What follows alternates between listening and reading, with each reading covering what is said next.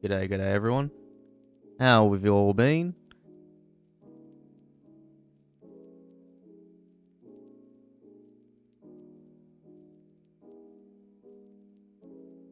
Just waiting for my chat box to change its color because that dark green looked horrible. The chat box would like to appear on the right hand side.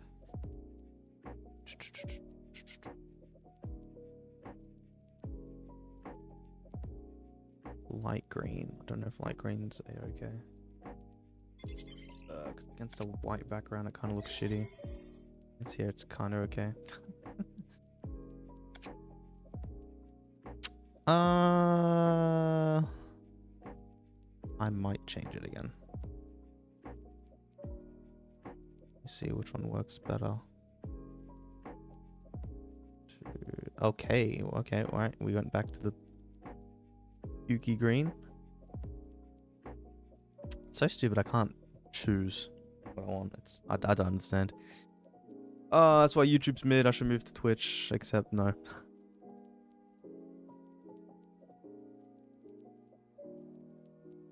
Please pop up.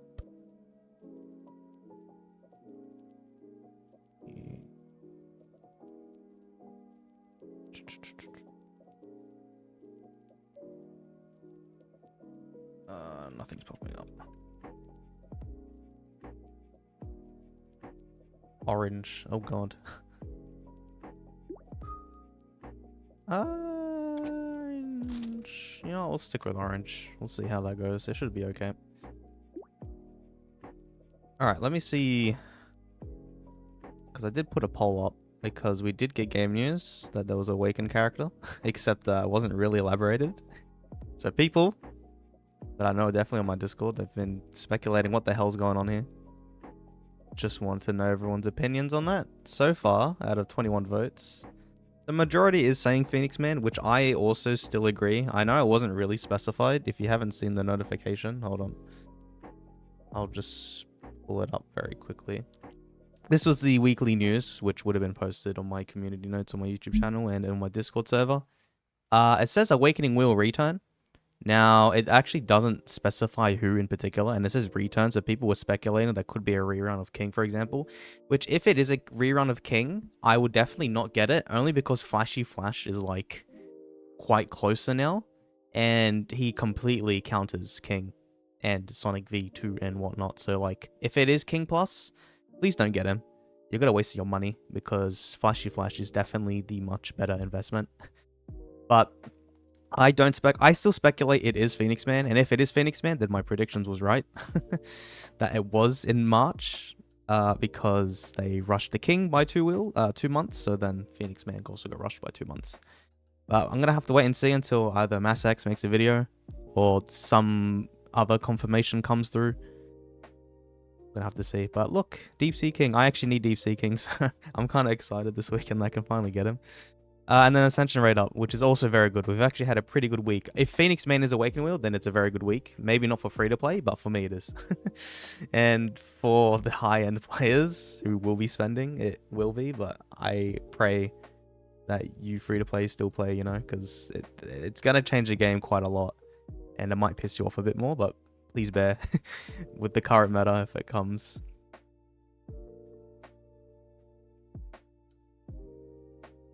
1 mil top up incoming. Oh no. Chance of double funds reset for Phoenix Man is almost 0, right? Almost 0. I think it's 100% chance. I think normally with Awaken Wheels, I always reset the double recharge. Unless it wasn't specified. I don't know if it was specified in the last weekly news when King was announced. Because I don't think it did, but it still happened anyways. The double top up. If the double top up doesn't happen, then that's fucked. That ruins my plans. It should happen because I think from what I know, it normally happens after every server merge and Awaken Wheel. It'll be stupid if they don't, and then it's just gonna ruin the game even more. If the wheel is King, you guys better band together and rate the game to death in the App Store for real. I mean, it did say return. Either it is King or they just have really poor communication skills. Either way, it is what it is. I definitely think it's poor communication skills, only because as well with the weekly news. No, yes, last week's they didn't announce the hero backup stick at all, and then it turned out to be Genos, like out of the blue, like no one knew except probably the mods or something, whatever behind the scenes. So I think it's poor communication. This company has had poor communication like fucking ever since it started. We've all had to deal with it. I know I've had to deal with it. Fucking trying to plan out videos is really hard because I don't give you shit. And when they did, it was helpful, but then now they don't anymore because someone broke their trust. So now it's like, it's GG's. Game's falling to shit, but I'm still here because I enjoy it.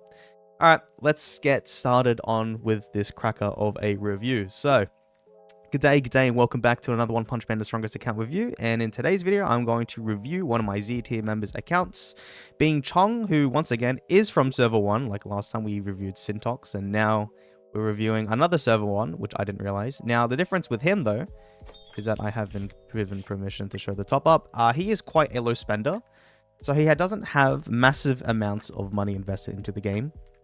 The only sort of investment he has put is buying the few hero backup sticks that were mandatory, which did include Geryu, Bangpu, and I think one other, because I think he said he got 3 backup sticks.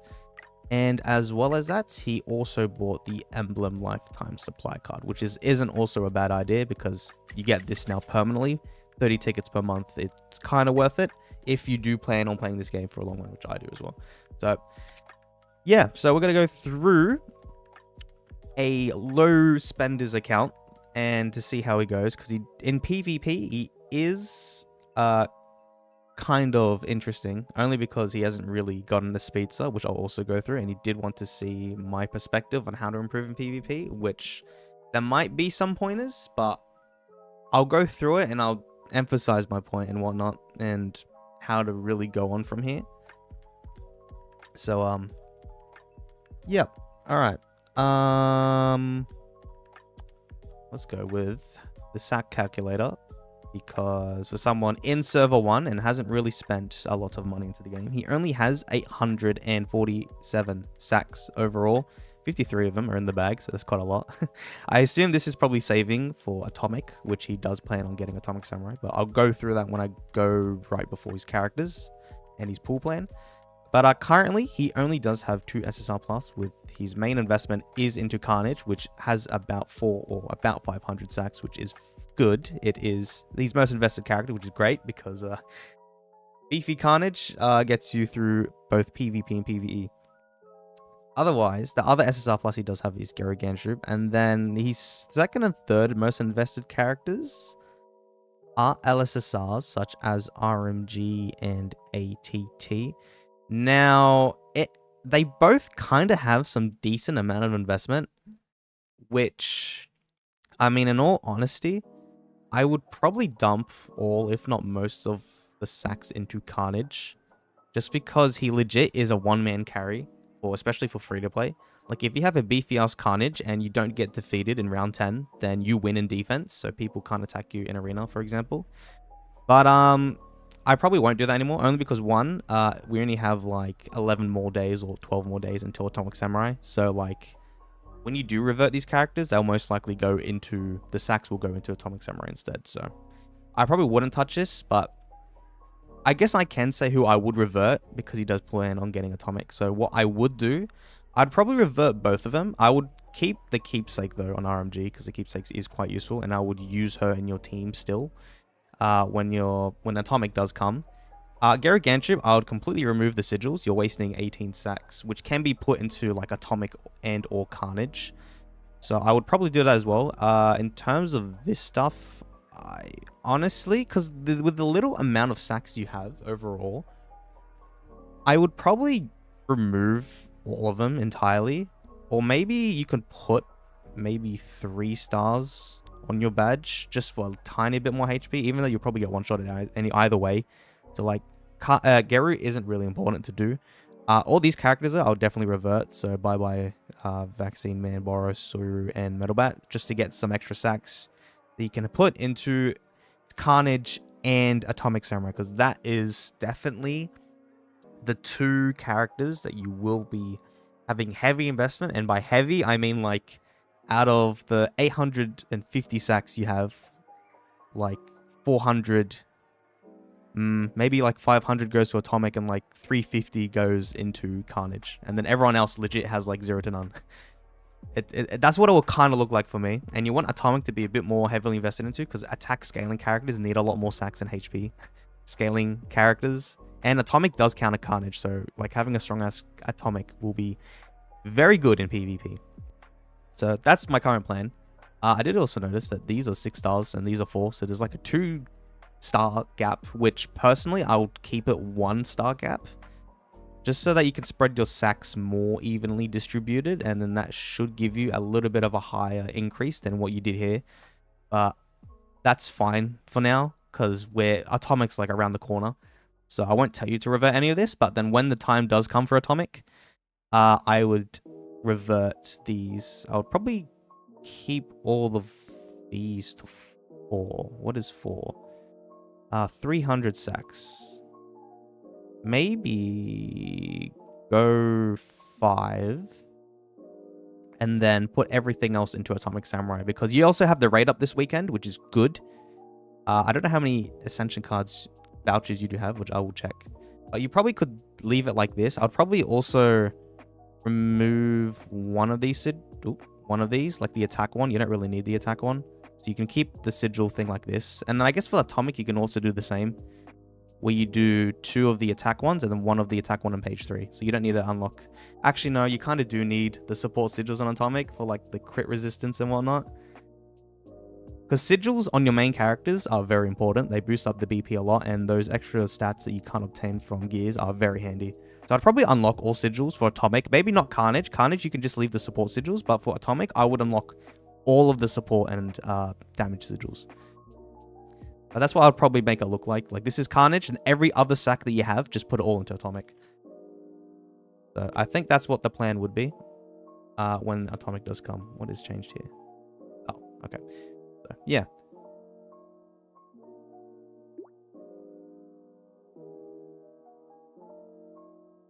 I did see something about G4. Does G4 count as an ALSSR?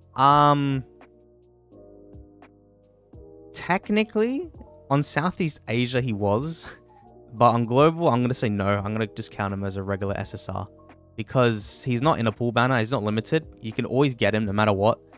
He's in a pack, which he's most likely bought. I think most people have bought, but he will always be available in some pack that you can always buy him for. I'd just count him as an SSR, really. If you can still buy him, yeah. What about Boros? I mean, okay, Boros is also technically an LSSR, but the thing is with, I guess every version of the game, he is obtainable for free. But I guess you can, I mean, it doesn't really matter if they are LSSR or SSR. They're all SSRs. It's just limited. It meant, like, they're only available for a set period of time, like a monthly banner, like we have right now with, like, all the SSR Plus at the moment. But they're all technically SSRs. They're all the exact same. Now, okay, I kind of rushed things here, but you can see his tickets here. He's got a lot of black tickets. And I guess before we go through his characters, I do want to go over his pool plan and why I went into Atomic quite heavily and what his plan will be or should be when Atomic comes. That's because he does plan on Awakening to Atomic Samurai and Awaken to Deep Seeking, I'm pretty sure, with their keepsakes. So it is quite heavy investment into these next 2 characters. Now, in PvP, Atomic is going to be very strong for the time being before Deep Seeking comes out. One issue I do have is that he doesn't have a speedster, which could interfere with a lot of things in PvP wise. So the thing is, though, he doesn't spend too much money, which I can understand. Because I think his keepsake vouchers is about 80 something. Yeah, because realistically, he can get both Atomics and Deep Seeking's keepsake. He just doesn't have a speedster. Depends how heavy he wants to really be in PvP and if he really needs a speedster. Because in PvP, you technically always need a speedster. Because what I would kind of opt for is to not awaken to Atomic and just awaken 1 Atomic with keepsake and then also get Flashy Flash. Because then you at least have a speedster. The problem is that you kind of do need Flashy's keepsake, though. which he could, but probably won't have enough keepsake vouchers to get atomic, flashy and deep sea king all back to back for free. Maybe you could, but I think you might have to spend a little bit there, and it's perfectly fine if he doesn't want to. So that's what I would personally opt for, but it's totally up to him if Chong does want to just go Awaken 2. Because Awaken 2 Atomic is very strong. The additional features he does get is the attack damage reduction to targets hit, which is also very handy on top of, let's say, geryuganshoop's attack reduction, wherever it is, to the enemies. And as well as which, Atomic's follow-up always happens, no matter if he didn't break the Undying Shield or not, or trigger it. So it is quite helpful. Just personally, when when Drive Knight does come out, Atomic won't really still be heavily used, even when Awaken 2. I mean, he still can be, but he won't be like the meta from like the Whales or PvP end. Doesn't mean that Chong still can't use him. He can definitely use him as Awaken 2. Even, well, I mean, Awaken 1 isn't really as powerful, but if he's an SSR plus character, you can still use him in Drive Night Call. He just won't be as strong. He's just there as a tank, I guess, just to distract the other main DPSs, but yeah. So, I mean, my personal advice, I'd probably try to get Flashy Flash as well, but you kind of do need Keepsake. Which is quite of a problem, but yeah. You kind of do need a speed stuff. But I guess now I'll go through his actual characters, because I wanted to go through. He did put a speed rune into Carnage, which I see why, and I'm not going to go against it, because he doesn't have a speedster, because otherwise Carnage would be the very last person to attack in his team, which you don't want, because Carnage won't be able to do his follow-ups, because he's the last one to attack, and he needs to attack as soon as possible. But let me see your people's speeds. Okay, so Carnage is the third person that attacks. Gale, I guess, gets sped up. Burst to stun. Then geryuganshoop. And then Carnage. Okay. Otherwise, this HP growth is perfectly fine. And I can see why he put the speed growth on here, because he hasn't gotten the speed still. And Carnage is Awaken 1. These are his stats. So he's got 9.3 million HP for a Carnage that has nearly about 500 sacks, which is a bit low. But I guess some reasons why is, one, he doesn't have a lot of red gears. He only has 2 out of the 4. Like, this is compared to me, for example, because mine has a lot less sacks, but my HP is a bit more. But I guess that's because my account is a lot more heavily invested into, which is fine. I mean, this is still a tanky Carnage, especially for a low spender. It's still quite tanky. But let me see what else. Do you have coins? Oh, you have 12 million coins. Okay, this is what something. I mean, I can see that it all got used up, so I have a feeling he's probably starting to work on this. These are all... Holy shit. The grappler books are all gone. Oh, you're not a leader. Who the hell's another grappler leader? You are. Okay, I guess I'll go through that later. 5p Carnage. Very good. That's basically what you needed on him to be extremely good in both PvP and PvE. So like I said earlier, like, you can revert this sigil, honestly. I know it has a little bit of a HP increase, but the sacks that you can use on this can be used for Atomic Samurai when the time comes. Because Atomic, you definitely want all his sigils unlocked. And for his support ones, you would definitely want, like, Chaos and... which one is it? Bastion. Yes, Bastion sigil. For Atomic, to make him survive and be tanky. Because he needs to be alive for a long time in order to be viable. But, yeah, I'd probably revert this when the time comes. But all the support sigils and all the HP, you can keep them completely fine on Carnage. And this set is all fine. Broken HP set, much better than a full, like, set bonus set with, like, some of them didn't have HP bonus. You do have 2 red gears, which is also good. What is this? AoE attack boost. Primal. 2 HP bonus. And 2 flat HP. Okay, this is perfectly fine. You can keep that. That's 4 out of 5 stats. This one, I mean, resistance, personally, I don't find it very useful. So you only have 1 flat HP, so you could reset this, except if you've re-rolled it 2 times. Realistically, you could try to at least get 2 or 3 flat HP, but I won't force you to do that, because Atomic's around the corner, and it should be fine just having 1 flat HP. I mean, realistically, you want a bit more, or block rate. 2 flat HP, 1 bonus damage. So I guess 3 of the 5 ideal stats, which again, I would also just keep it. It's just good. It's not the best, but like it's a good standalone for him.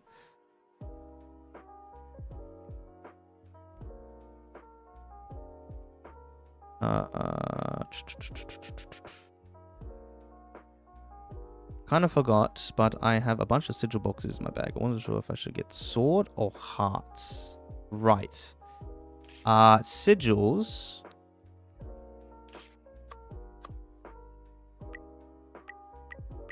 Because I've had a discussion in my Discord server, and in future, people are prioritizing a lot more into getting like level 8 and I will say level 7 and 8 piercing sigils. Because the bonus you get from level 7 and above of the piercing sigils is ult damage increase, which from calculations and I guess from what people have witnessed on like the CN and Southeast Asia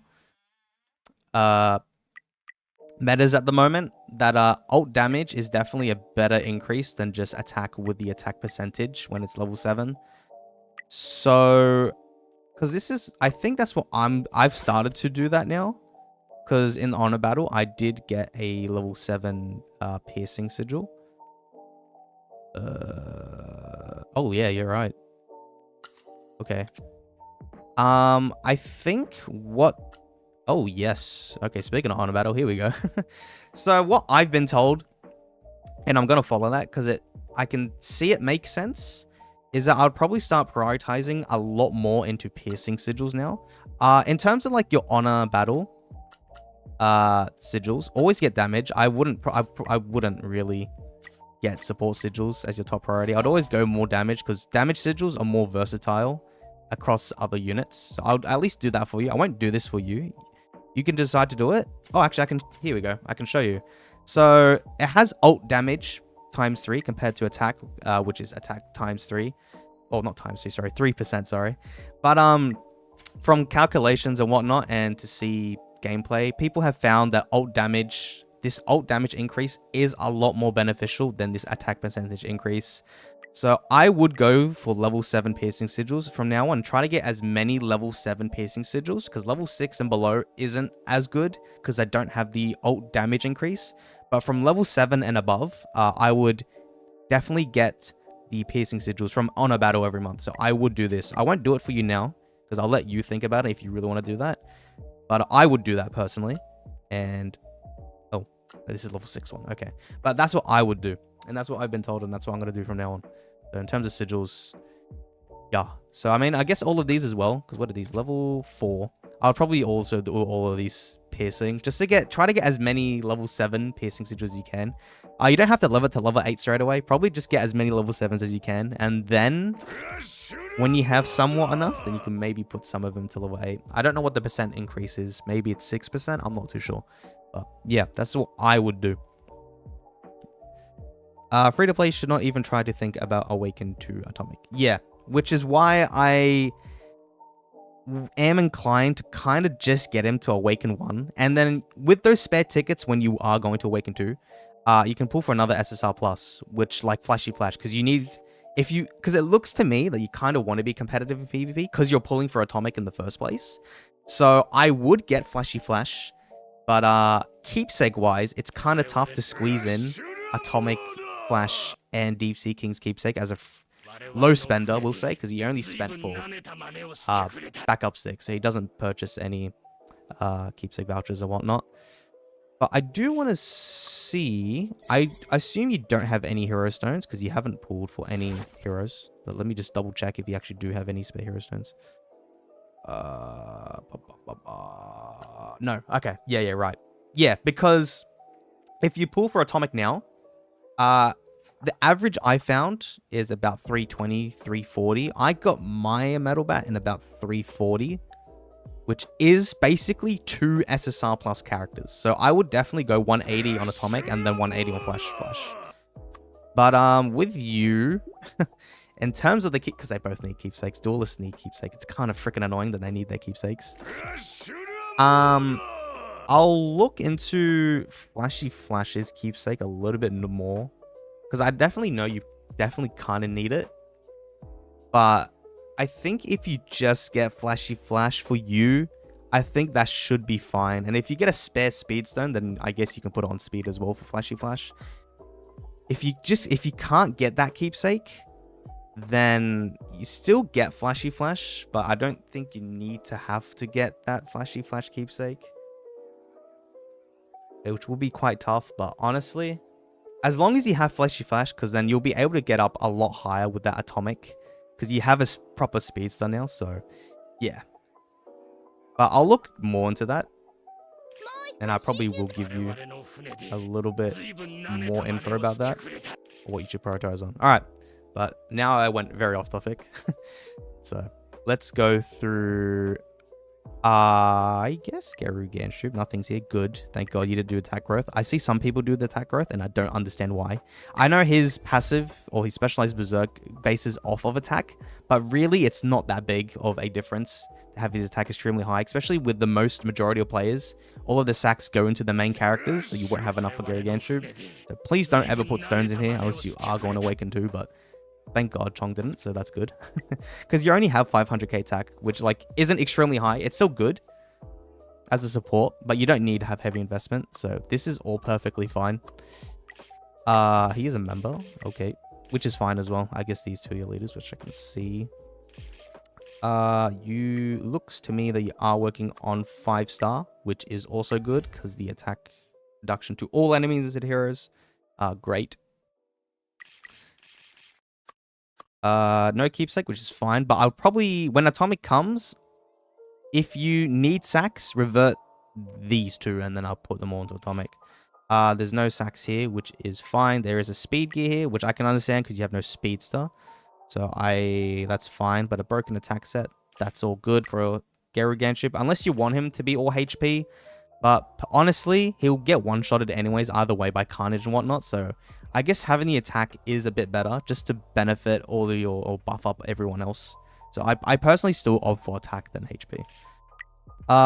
This is horrible, but once again, geryuganshoop isn't a top priority, so that's fine.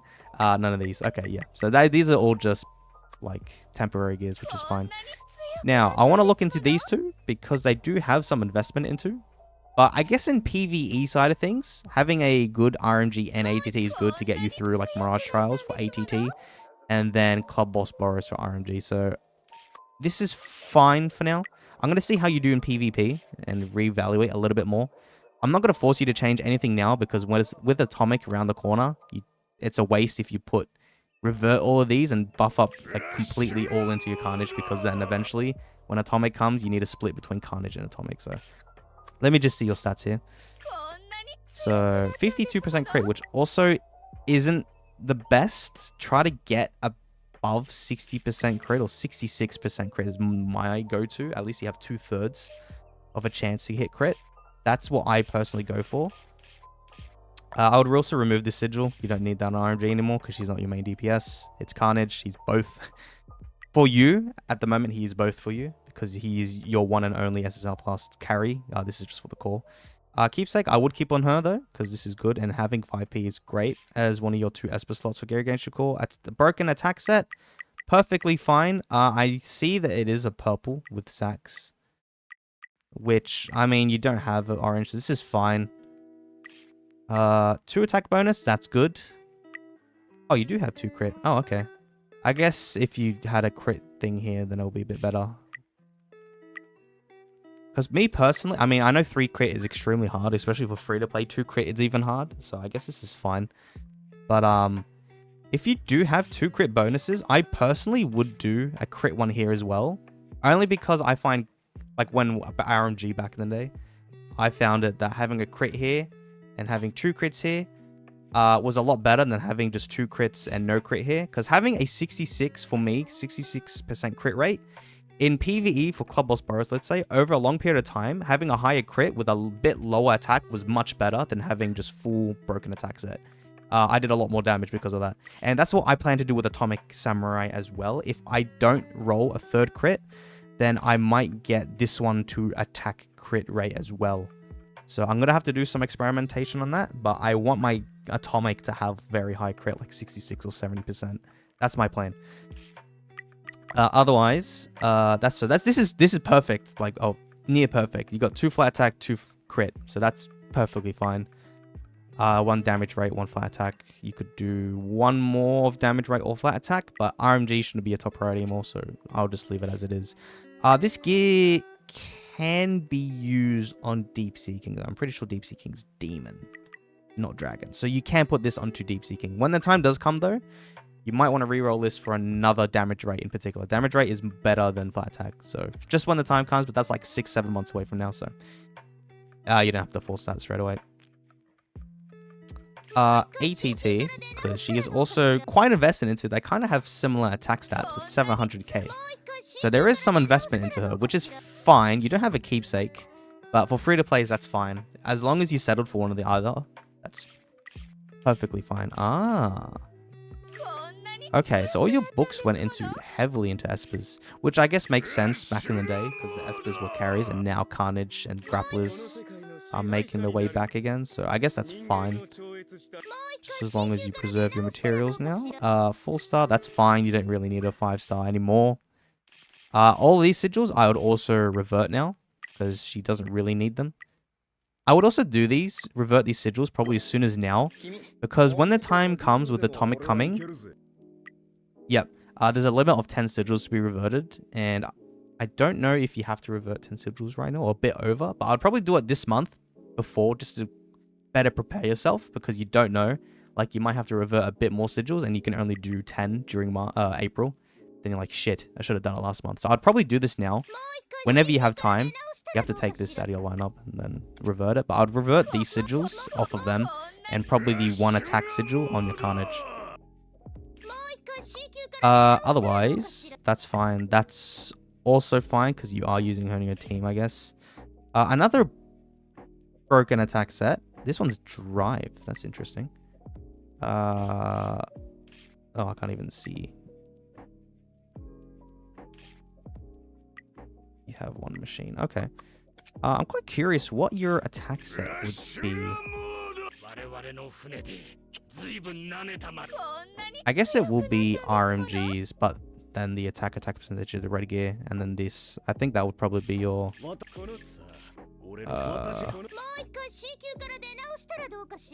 attack set on Atomic, because this is good. I mean, I wish you had a full set, but free to play is really hard to get a full set. But I guess now with Atomic Samurai, you can definitely progress a lot more further into Epic Conquest Challenge, which means you'll get more red gears over time. This one isn't attack percentage rip. But to be fair... Oh, please shut up, Owen. Okay, it's on someone else. As long as you don't put sacks into this, then... With no sacks, like, at all into these, the one with flat attack and orange is better than this. But if this one does have sacks, then it will be better, but don't put sacks into that. It's fine how it is. 2 attack bonus, 2 flat attack. That's perfect enough. Keep that for sure. 2 flat attack. That is also fine on ATT for now. She's not important, so that's fine. 1 flat attack. Damage rate. Okay, well, this one isn't ideal, but like... Ooh, I realize. Atomic is... S-class. Okay. This one you can't really use an Atomic. I mean, actually, you can. You could do it for now, because I guess damage reduction rate, bonus damage reduction rate kind of makes him a little bit more tankier.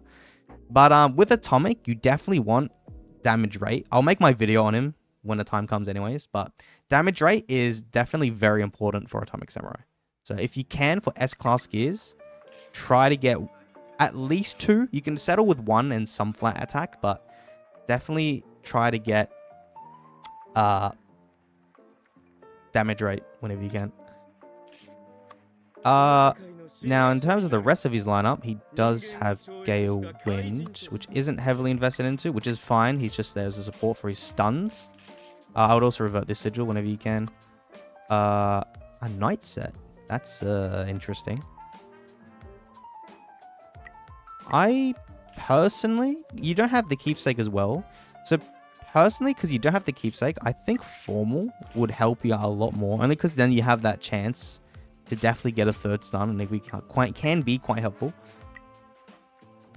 He doesn't need all attack. Like, I'd much rather have the set bonus for Gale Wind rather than all attack broken set, because that third stun can be very handy. So I think I would opt for a formal set. Because who's it on? Child Emperor. Okay, I'm gonna do this. Oh, but does your Gale Wind have sacks? Oh, he does have sacks into it. Okay, I would also definitely revert all these sacks into Gale Wind. He doesn't need sacks anymore. And all of these too. This you can keep though. But Gale Wind, he's just there for stuns. But I would definitely revert all these sacks whenever you can for Atomic Samurai when the time comes. And I would really want that formal. I'm going to put it now. Because when I go through your PvP segment anyways... Where the hell is formal? Hopefully, I can be able to proc and prove my point that it will be quite a lot more useful for you. Since you don't have the keepsake, you have more of a chance to hit the back row. Like that. Now, you do have sacks on that, which is unfortunate. What's your gem count? Ooh, you do have a lot of gems. I don't really know if I want to revert it for you. I kind of do, though. I really want to, so I think I will. So I'm going to spend a little bit of gems. Don't mind me. I won't do this because that's too much, but I want to get those sacks back. Because honestly, Knight set isn't really ideal for Gale Wind in the first place. But yeah, I'd also revert these, but I'll let you do these in your own time. 1 speed bonus or 1 attack bonus. Okay, well, I guess because he has a lot of speed. Oh, shit, he does need speed, eh? Oh, shit. I didn't think about this. Does he even have 1 speed? Fuck. Okay, I kind of fucked up here. I forgot. You don't have speed.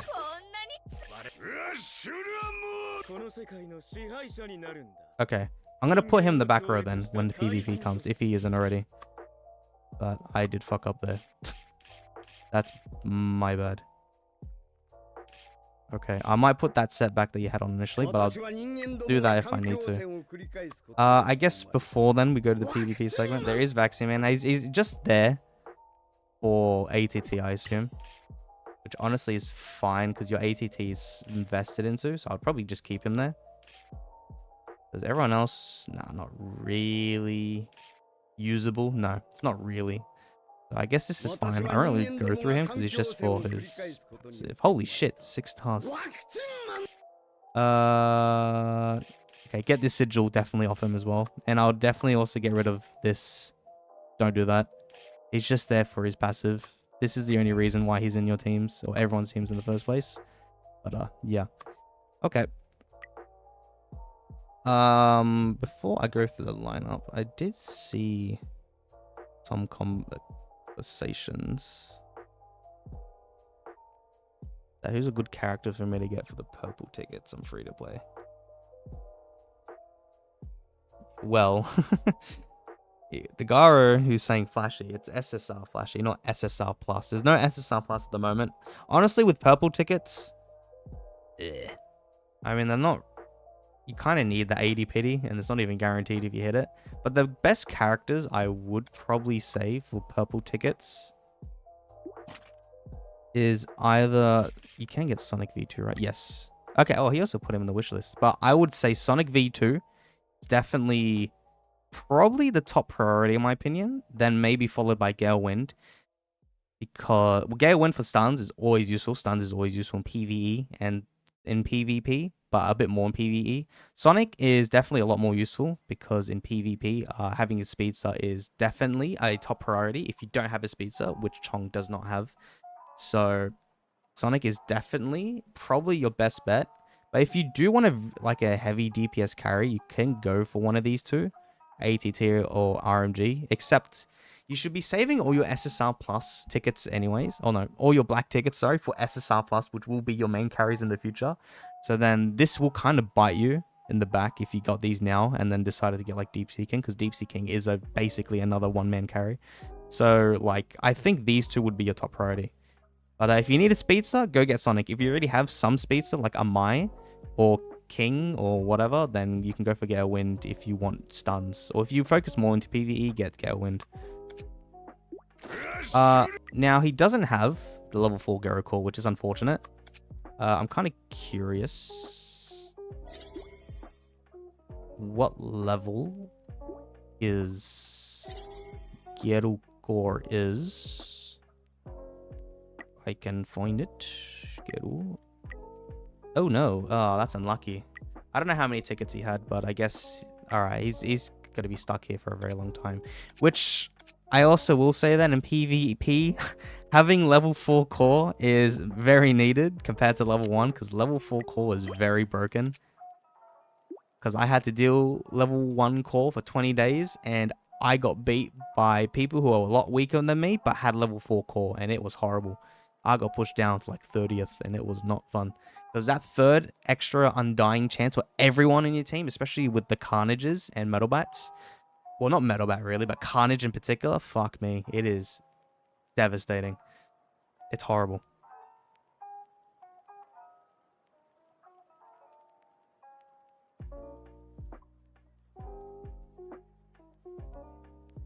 Normal flashy over awakened Metalbat? What?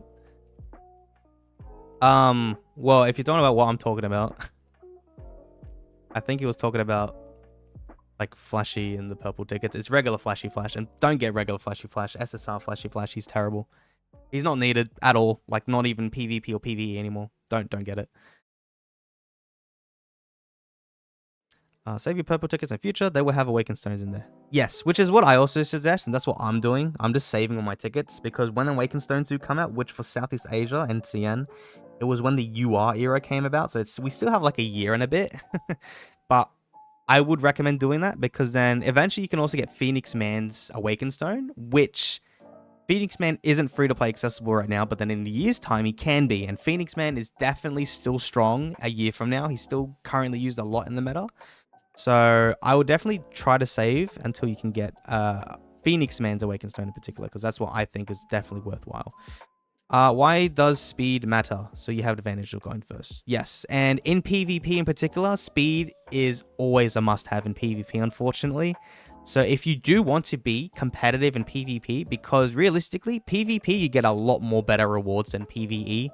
So you would definitely want at least one speedster. Now, the bare minimum of speedster I would recommend right now is Flashy Flash Plus, because he always counters Sonic V2 and King Plus no matter what. So even if you're in future going up against Zombie Man Speedster and Sonic UR Speedster, they will outspeed you. But if anyone does have Sonic V2, then you will always counter Sonic V2, which if Sonic V2 does come free, which I'm not entirely sure if he will, because he was in Southeast Asia, but if he ever does come free in global for everyone, which would be great if it does happen, then you always have that competitive edge if you have Flashy Flash as your speedster, or one of your speedsters for a very long time. It's perfectly fine.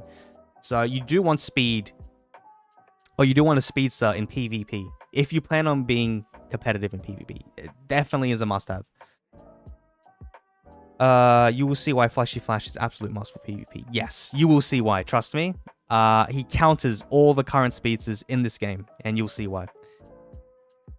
How will I pull Flashy Flash on free to play? Yeah, well, that's the thing. You can't really. So it's kind of tough. Unless if you planned on getting Metal Bat or Atomic Samurai, I would probably skip both of them and then just get Flashy Flash instead, and then save for Deep Sea King.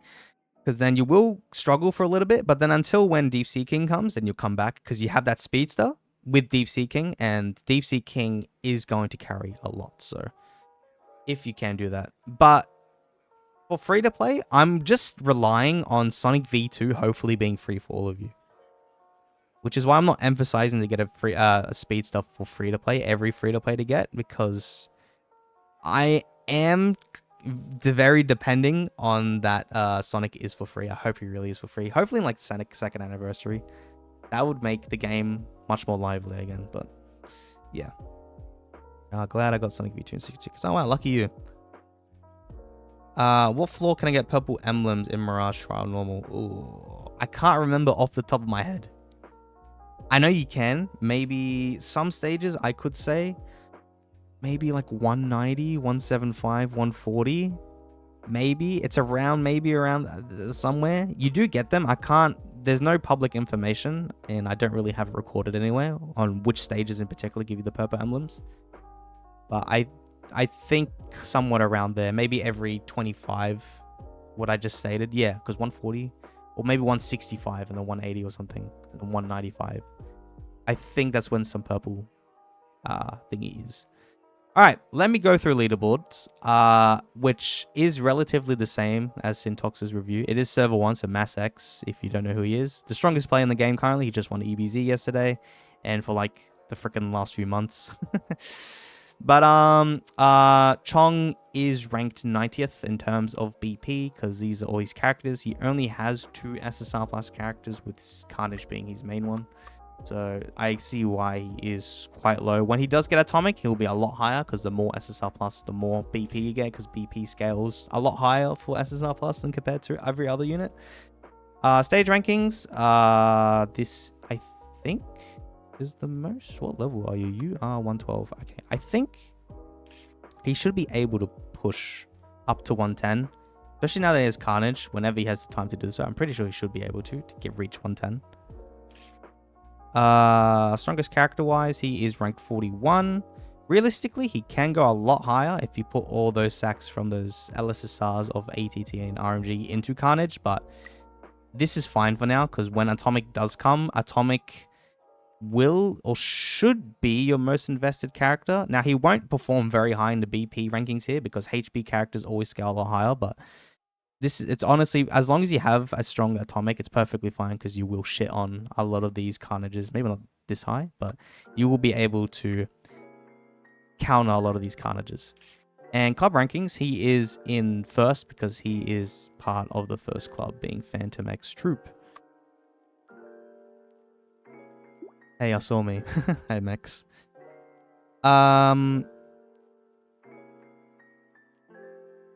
If you're free to play, you have the plan ahead, and because you can't get all the guys you want. Yeah. Which, honestly, personally for me, my free to play pool plan for everyone, the must-haves is Deep Sea King with Keepsake, Drive Knight, and then Gorobus with Keepsake, and Alloy with Keepsake. That would be the bare minimum that everyone needs to pull for. Now, if you do have spare tickets to do so, then you can pull a couple extras in between, and some of those can include Metal Bat, which is now a bit too late now, so I wouldn't do that anymore. Atomic Samurai if you want. Flashy Flash Plus if you want. Tank Top Master if you want. The problem is that he's squashed in between Deep Sea King and Drive Knight, which is the same scenario with like Carnage, Metal Bat, and geryuganshoop. They're all back to back. So honestly, I would skip Tank Top Master if you don't have enough tickets to get him, because well, if Alloy is available in monthly banner, Alloy is definitely much better and lasts for a lot longer, so get Alloy. But that's what I would say. And then if you do have a spare enough tickets, then you can try to get one of those characters I said, like Atomic and Flashy Flash. The problem is with those that they need the keepsakes as well, which is fucking annoying. It's quite hard to fit in all those keepsakes, so it's going to be challenging. But I think for free to play, I would do what I just said. Deep Sea King with Keepsake, Drive Knight without Keepsake, Gorobus with Keepsake. You can skip it if you want to. And then Alloy, but he needs to have Keepsake. Because for Flashy Flash, you do need Keepsake, and Atomic, you really do need the Keepsake. But for free to play, if you can't get it, as long as you get the character, it's still a lot better than not having the character at all. So if you plan on getting like Flashy Flash, for example, without Keepsake, as long as you have Flashy Flash as some speedster, you should be fine. I mean, you're not going to be competitive against everyone with Flashy Flash, but as long as you're going up against a Sonic V2 user or just anyone without a speedster, you should be fine. All right, let me... Ooh, nice defense victories. So let me go through his PvP setups. So I did change the speed order of your win, so I do apologize. He's going to attack second now, but I'm going to keep him in the back row. I mean, he was kept in the back row, which is good. Something I did notice, though, is that... Because you don't have geryuganshoop's keepsake. He speeds... Or he increases the attack of this row. You don't really want it to be Vaccine Man. I'd kind of want to do this. But does Carnage need to be in the back row?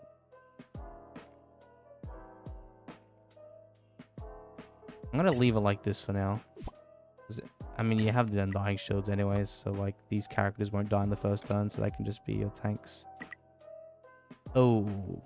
The problem is now, if I see anyone with a Metal Bat and Carnage, you're definitely going to lose. So I'm not going to push up against them. Because, mate, there's goddamn so many of them. He has no speedster as well. Let me see how you can compete against this guy, for example.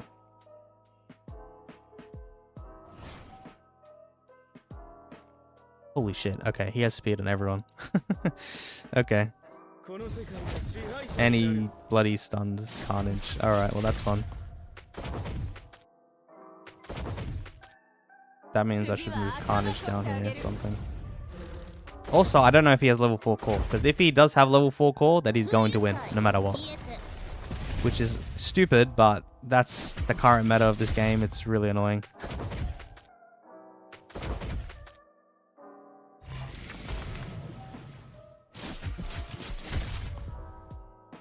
Okay, yeah. This guy did the exact same thing with geryuganshoop being the same row as these two. Because the specialized berserk gets applied to both of them. But the problem is now he's Carnage. He's following up. Shit. So the reason why I did go for formal, it didn't happen there, but in the off chance that you do stun, like these two people, then you do have a 50% chance of getting that third additional stun, so it acts like you have the keepsake, for example. Unfortunately, it didn't do it there, but you can get that. And then that would be quite helpful, having that third additional stun, because it will store his Carnage for a lot longer.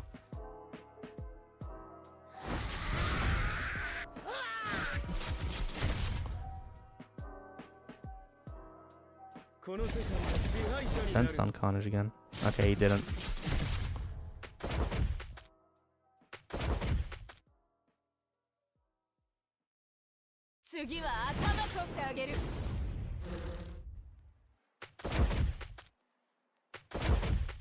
Does your characters happen in global? It will be, but like a month from now. Oh, not month, sorry. A year and a bit from now. Shadow God surpassed. Abandonment troops eventually, I hope. You can't get keepsake unless you have 70. There's no chance you can get keepsake earlier than that. That is true. The keepsake summon isn't a gacha system. You have to pity for it. You can't get it in the off chance between those 70, so you always have to do 70. Metal Knight's the king. Metal Knight keepsake or no keepsake? You technically, I think you do need Metal Knight's keepsake. In terms of the meta, he kind of dives off pretty quick. In PvP, I mean, he counters Deep Sea King and Gorobus's dot, I guess. But then when Alloy comes, and when the start of URs come, he gets countered relatively easy, or he dies relatively easy. He gets overwhelmed. My opinion, save for UR era. That's also true, but if you can hold off for a year of doing that, it's gonna benefit you in the long run, but fuck hell. If you can last for a whole year, good luck, brother.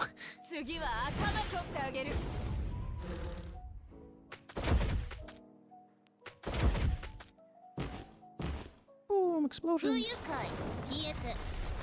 We'll have 0 keepsakes in UR era if I pull Alloy Keepsake and Metal Bat. Oh, not Metal Bat, sorry. Metal Knight. I'm thinking. Because Alloy's Keepsake, I think he gets a third revive if you get him to 5p. So his Keepsake is kind of worth it. Because Alloy definitely has a longer longevity than compared to Metal Knight. I can't remember off the top of my head what Metal Knight's keepsake does. I think it just gives you more stuns. But I can't be certain. Also, I did not pay attention to this. Does he have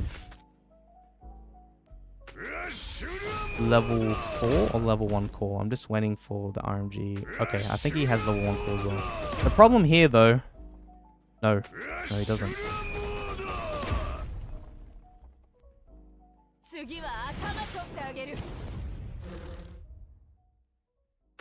I like how the frickin' drain rate happens even when she's behind the shield as well. What the hell? That's annoying.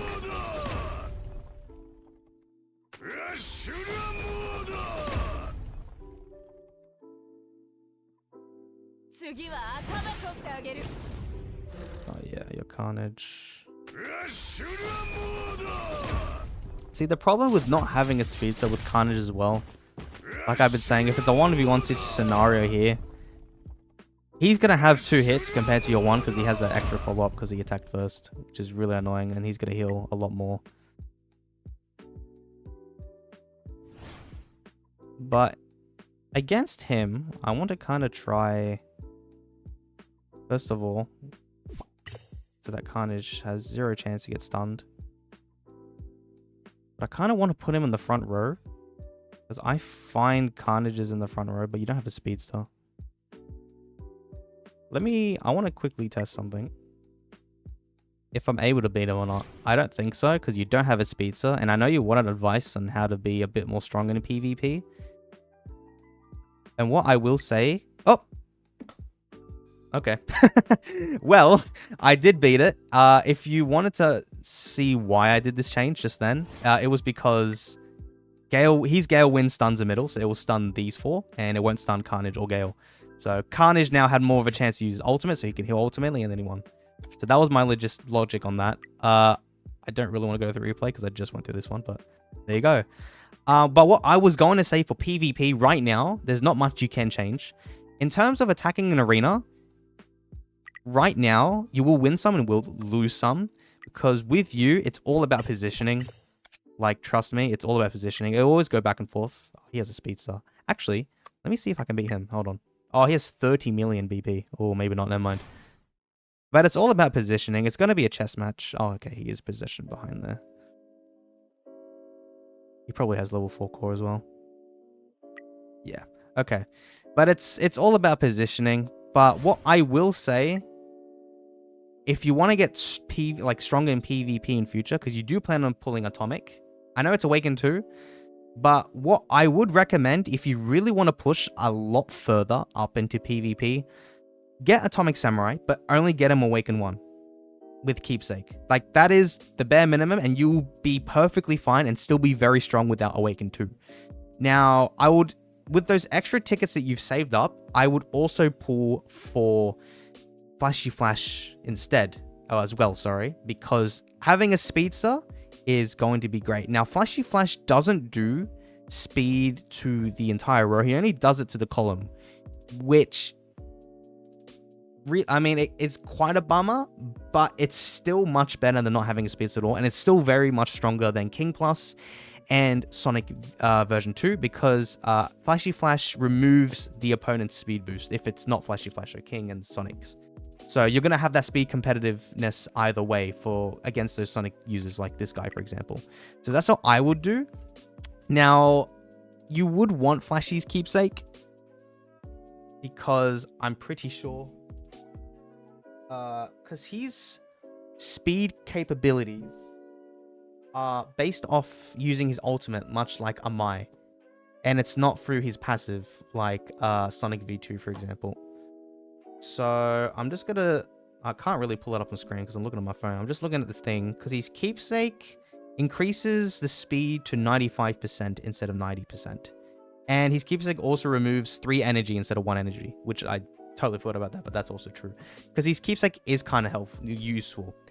But honestly, if you can't afford Flashy's Keepsake, I think I would still pull for Flashy Flash without the Keepsake. Because just having that 90% speed increase, because you really want a speedster, and you should be able to counter all of those Sonic V2 users and even King Plus users. So if you can get his keepsake, then definitely get it. But that would probably include you spending. And I'm not going to force you to spend, because spending is expensive in this game. However, I will say keepsakes are definitely a lot more cost effective than black tickets, because buying keepsakes is the exact same as black tickets. One keepsake costs 22, oh no, sorry, one keepsake voucher costs 22 funds, which is the exact same as one black ticket. So realistically, let's pull up a calculator here. So 22 times 70. This is how many funds you would spend for 70. So 1540 compared to 180 times 22. Look at how fucking expensive to get 180 black tickets. It's insane. And, well, for me, divide this by 6. It's basically going to cost you $600 to get 180 black tickets. This in USD. In Australian, it's like 1,000, and that's why I'm never going to do it. But you have double toppers as well, which is actually not that bad. So 22 times. Let's just say 50. Double top up. Because you have double top up. So realistic. Oh, you kind of need to spend 100. It's kind of fucking annoying. It's shit. I know. You don't have to put money into the game. If you can, it'll be great to get Flashy Flash's keepsake as well. But honestly, get Atomic Awaken 1 with keepsake and then Flashy Flash without keepsake. I think that will be perfectly fine to at least be a lot more competitive in PvP, because you get a lot of better rewards in PvP. Now, you won't probably expect to be like top 30 or 20, because those with Flashy Flash and keepsake will beat you.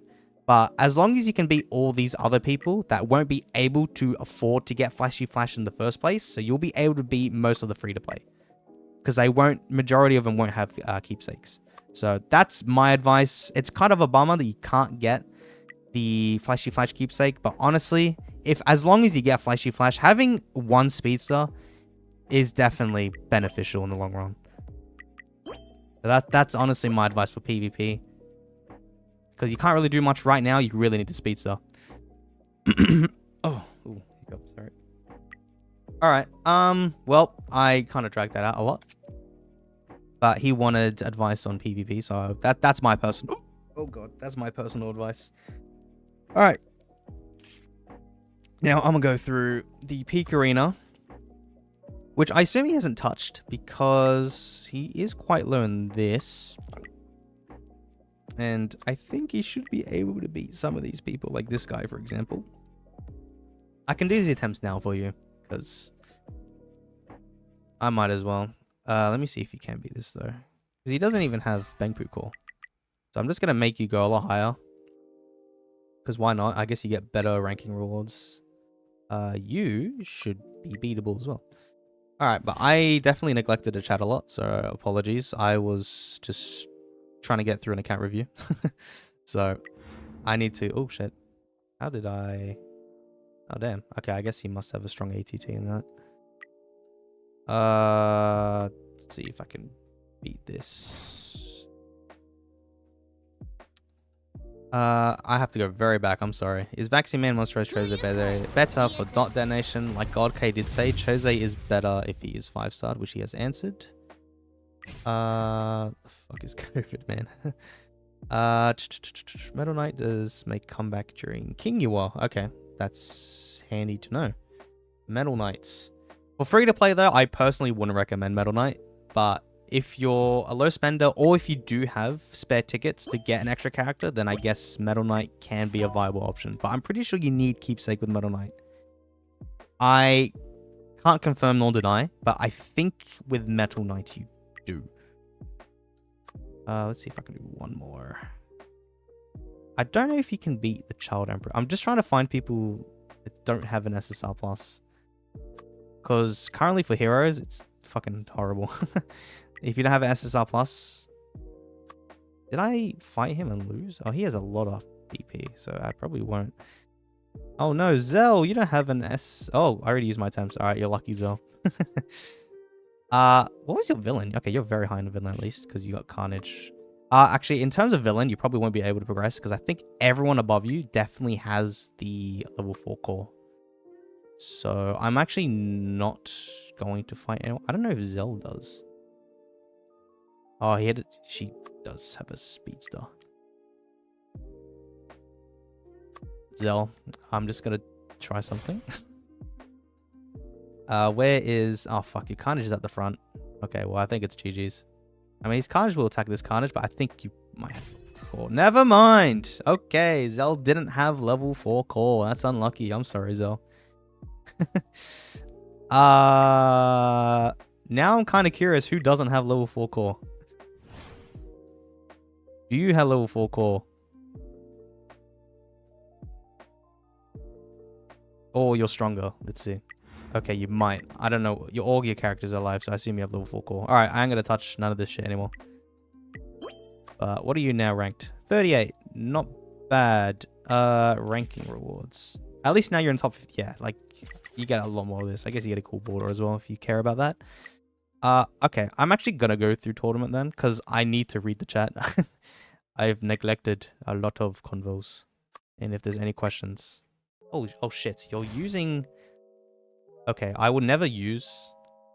Before I go answer questions, I will never use level 4 core or Bangpoo. In terms of PvP, resilience is always much better than... Because that gives you regular tenacity, and tenacity ain't that good. And I'm about to bully you, Max, so I apologize if you're still in the chat. Alright. You have to have 80 keepsake tickets to get 2 keepsakes. To get 2? You need 70 for 1. Oh, hold on, let me see who you have. We should be good. Should I get Atomic? Even if I do Awaken 1 and no keepsake. I would not. You definitely would want keepsake with Atomic Samurai. I know I said you don't need keepsake for Flashy Flash. You do need both, but for, like, in terms of Chong's accounts, I think he should be okay, because he has a shit ton of tickets. So that's why he's able to do this, and this is why I'm recommending it for him, that he definitely can get Atomic with keepsake, and then try to get Flashy Flash without keepsake, because the more SSR plus, the better anyways. But with free-to-play and most people, I wouldn't pull for anyone if you can't get the keepsakes. Or like Atomic, I definitely wouldn't do that. Because it seems to me like Chong has been saving the keepsake vouchers, and black tickets, sorry, black tickets especially, for a very long time. Because he's got 400, and he's only spent on hero backup sticks, which they don't give a massive amount of black tickets in the first place. So he's been saving for a very long time.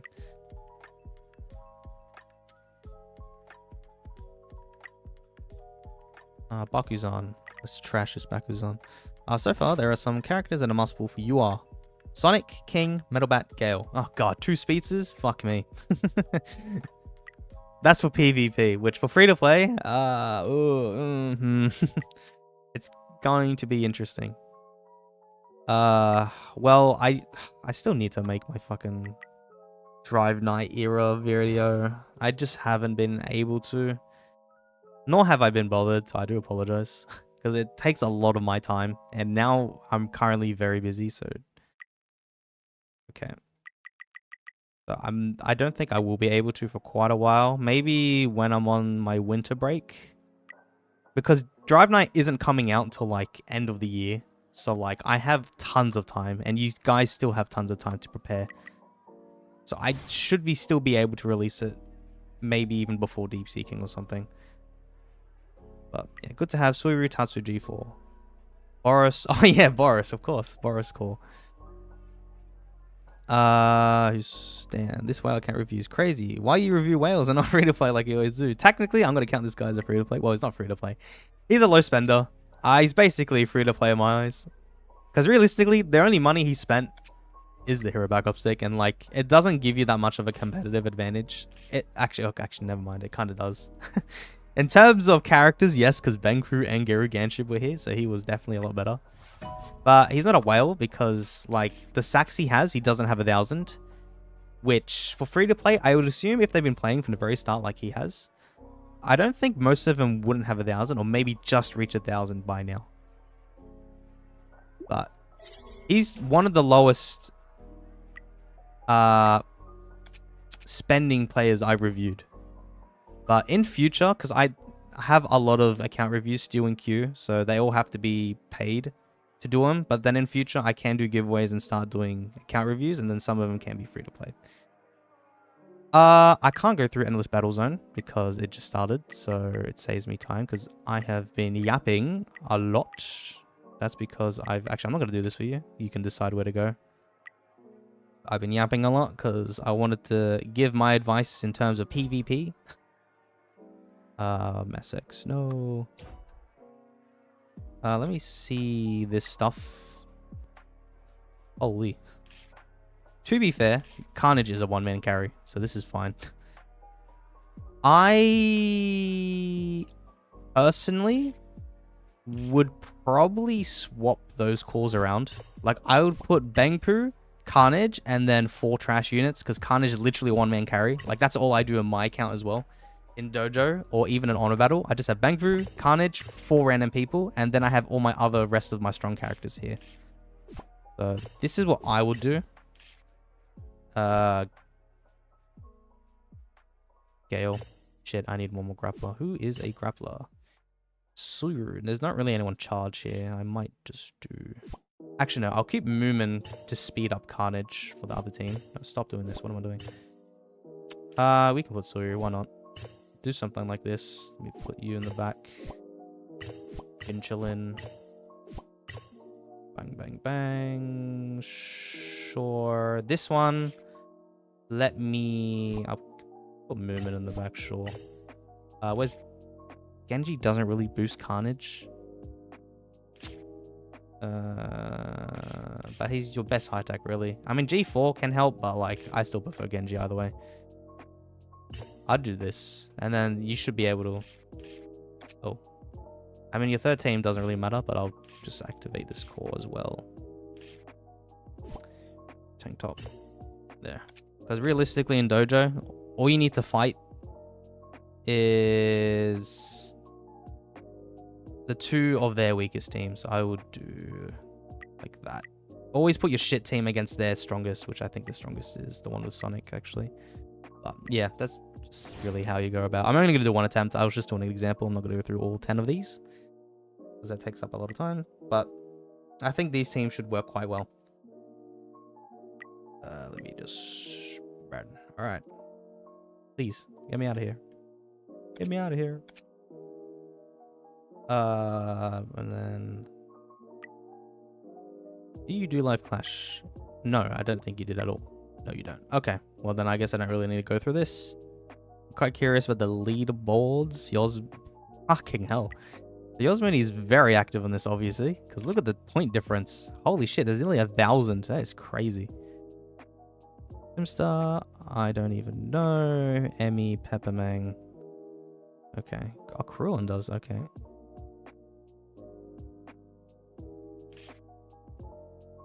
Fair enough. Alright, I'm not going to go through that. Let me do your dailies before I do your club-related stuff, because I need to get this second ticket. I can also quickly read through the chat, because once again, I neglected to use.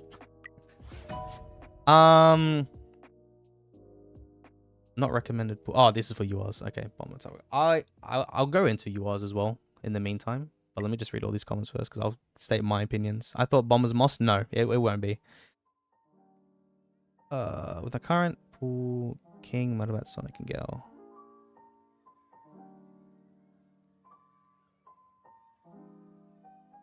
What was the minimum level for orange quality for a character and or an SSR? I can do this for quests as well. I'll just do one. What is meant by that question? Minimum level for orange quality. I assume this is gears. If it's for gears, I'd say 50. Like level 50, because that's pretty cheap. But then anything above level 55, the coins, it gets a lot higher. 50, sorry. It gets a lot higher. That's normally my go-to. I just keep it at 50, then I stop. But if it's my main character, then I go for a lot higher. Let's do extreme training. Which you are working. Okay, cool. We have a carry, so we should be able to do this fine. If I go Flashy Flash Awaken 2, that will mess up my black ticket pool plan. Honestly, just go Flashy Flash Awaken 1. But as long as you can get Keepsake, that's fine. You don't need Awaken 2. I still plan on Awaken 2 Flashy Flash because I want to be competitive in the game. But I'm not 100% on it. I'm still thinking if I want to Awaken 2 or I just might just last it out until URs and just get Awaken 1. I need to decide because I will have to spend money either way if I want to get Flashy Flash. But you can get Awaken 1 Flashy Flash. You'll be fine. I mean, you won't be on top, but getting at least Awaken 1 Flashy Flash with Keepsake is still perfectly fine.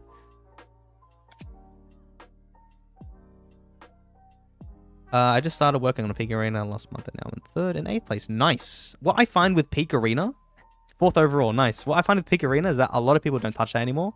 So a lot of the teams higher up are like outdated by months. So if you remember to do Peak Arena and don't do the Saitama aid, which I need to do, like you don't have it ticked on, quickly go to Peak Arena, check the teams above you and see if they're outdated or not. If they are, quickly attack them because they don't care. They won't look back at it, and then you'll be able to get higher. Because I'm ranked 4th in my Peak Arena. I shouldn't be, but I am because no one touches that anymore. And I guess I get the rewards anyway, so I mean, I'm not going to complain because I get like the top 10 rewards now every week, so it's not bad. I kind of like it, but do that. Because I think there are a lot of outdated teams. Like I just witnessed with Chong in the hero side of things. I pushed up him quite a lot. Okay, there we go. We got all the dailies done. So now I'll go through club stuff. It also has club contest going on. What team are you going up against today? Briefcase.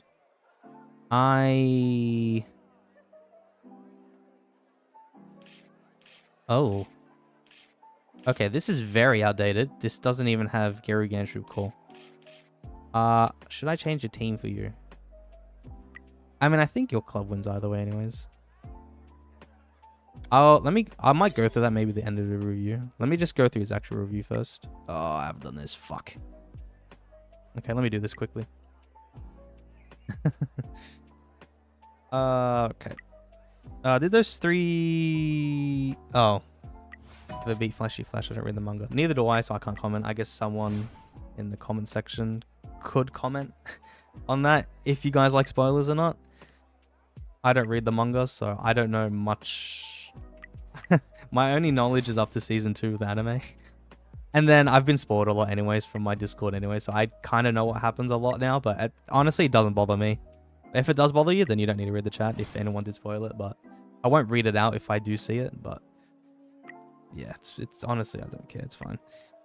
Zell with the mod raid again, able to dodge other attackers. Don't worry, bro, I got all the deets on Zell after review. True, she's got a lot of account reviews from Joe. Oh no, his YouTube name's Pingu, who's another OPM content creator, so you can check him out because he does do a lot of account reviews as well. And if you want to get an account review, he does it for free. I have to get it paid, sorry. But if you want an account review, then you can get it from another perspective if you check out Pimgu's channel, which is spelled P-I-M-G-U and then OPM. So if you want an account review, just go to his channel, join his Discord and ask him, and he will most likely give you an account review. And then he can give you a perspective on what you need to improve because he has helped out a lot of people from what I've seen. Right, so Club Boss Boros. I personally also use Bangpoo's core. I'm going to do this. I'm not going to touch anything. I want to see what your damage output is here. And then I'm going to do one attempt with my reworking and see if that's better. What's your Genji? Oh, an RMG, which is good. Okay. Okay, 119. Oh, that's pretty high. I guess because your RMG is quite heavily invested into. Alright. So 119. Let me see if having Bangpoo... Now, actually, I might maybe want to put geryuganshoop. You don't have a duelist. But I guess that's why Sonic's there. I'm going to keep Sonic in there. Gale Wind. So, like... Do you have Zombie Man? Okay, you don't have Zombie Man. You have a Mai. I'm going to put a Mai in. Because I like having injury and... Actually, no. Let me put geryuganshoop first. Because I want to leave the best, a high amount of damage till last. Because I will put a Mai instead of... Oh, shit, but I need geryuganshoop in the same row as... Yeah, that should be okay. I think this should work fine. But let me see if I'm actually caught up with the chat. What's the best call? Right now in global, it'll be geryuganshoop with this call. On Southeast Asia, it is Boros. geryuganshoop is better call. Yep. Nah, it's all good. My hero team is shit. Yeah, sorry, Max. It's fine. I mean, I started playing a race. Probably only had like 700 stacks or less. I think that's about it. Yeah. I mean, a lot of people don't have like 1,000 stacks, which is perfectly fine. When did you guys start playing? I started late in the RMG rerun. I personally started 2 weeks after its initial release. Because I'm in server 51, not server like one of the earlier servers. So I think I started at maybe middle of October or something. But yeah, Flashy Fash. No, Keepsake, Flash, or Deep Seeking. Definitely Deep Seeking. 100%. I will get Awaken 2 if I got an extra Awaken Stone during debut and finish Awaken 200 run. If you can afford that, perfectly fine, Zimster. That's good. If you can afford it. It's just up to you if you can afford it. Because I would get Awaken 2 anyways. Unless you... Because I think you were probably planning on Zombie Man as well. Which Zombie Man is a good speedster. I just won't pull him personally because I'm just going to hold it out and wait until Zombie Man. And not Zombie Man, sorry. I'll wait until You Are Sonic because You Are Sonic just slays. But, yeah. That's fine. 1, 2, 3. Let me skip now.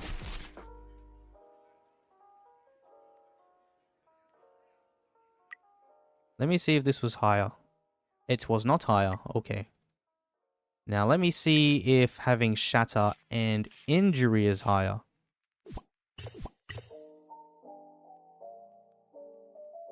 One, two. Because if not, damn. I suck. I would not do that though.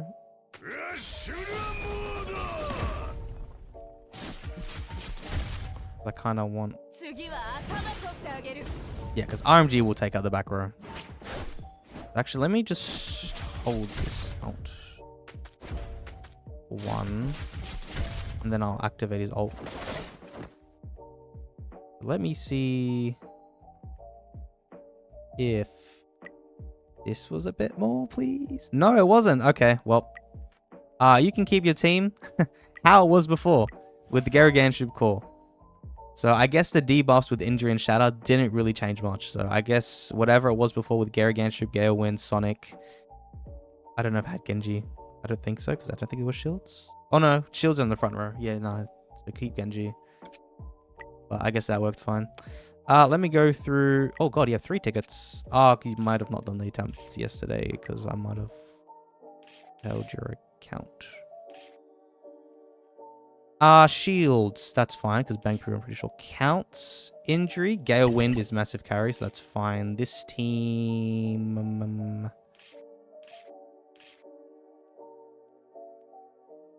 you need a second grapple. I would probably put Mai here. Because I think he should still be able to get 10 out of 10 injury here. Let me just confirm that. Because I kind of want the injury against Gale. 1, 2. So let me activate your ult. And let me see if that gives you 10 out of 10. Yes. Okay. In terms of this... Or... Oh, shit. I didn't even see ATTs in your team. Is that good? You do need 2 espers. Who are your 2 espers in your... Boros? Oh, no, you have 3 espers. Oh, what the hell? Wait, you could replace ATT. Hold on.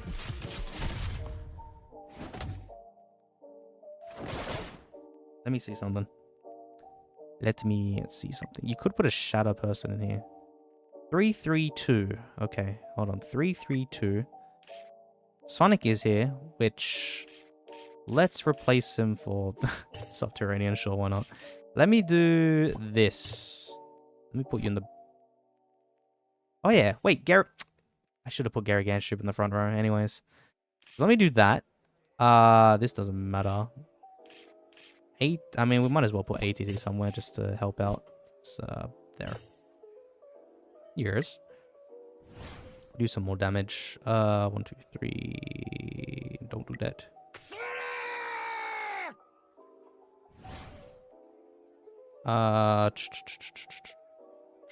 Your HBU winners are bots, dog. Shut up.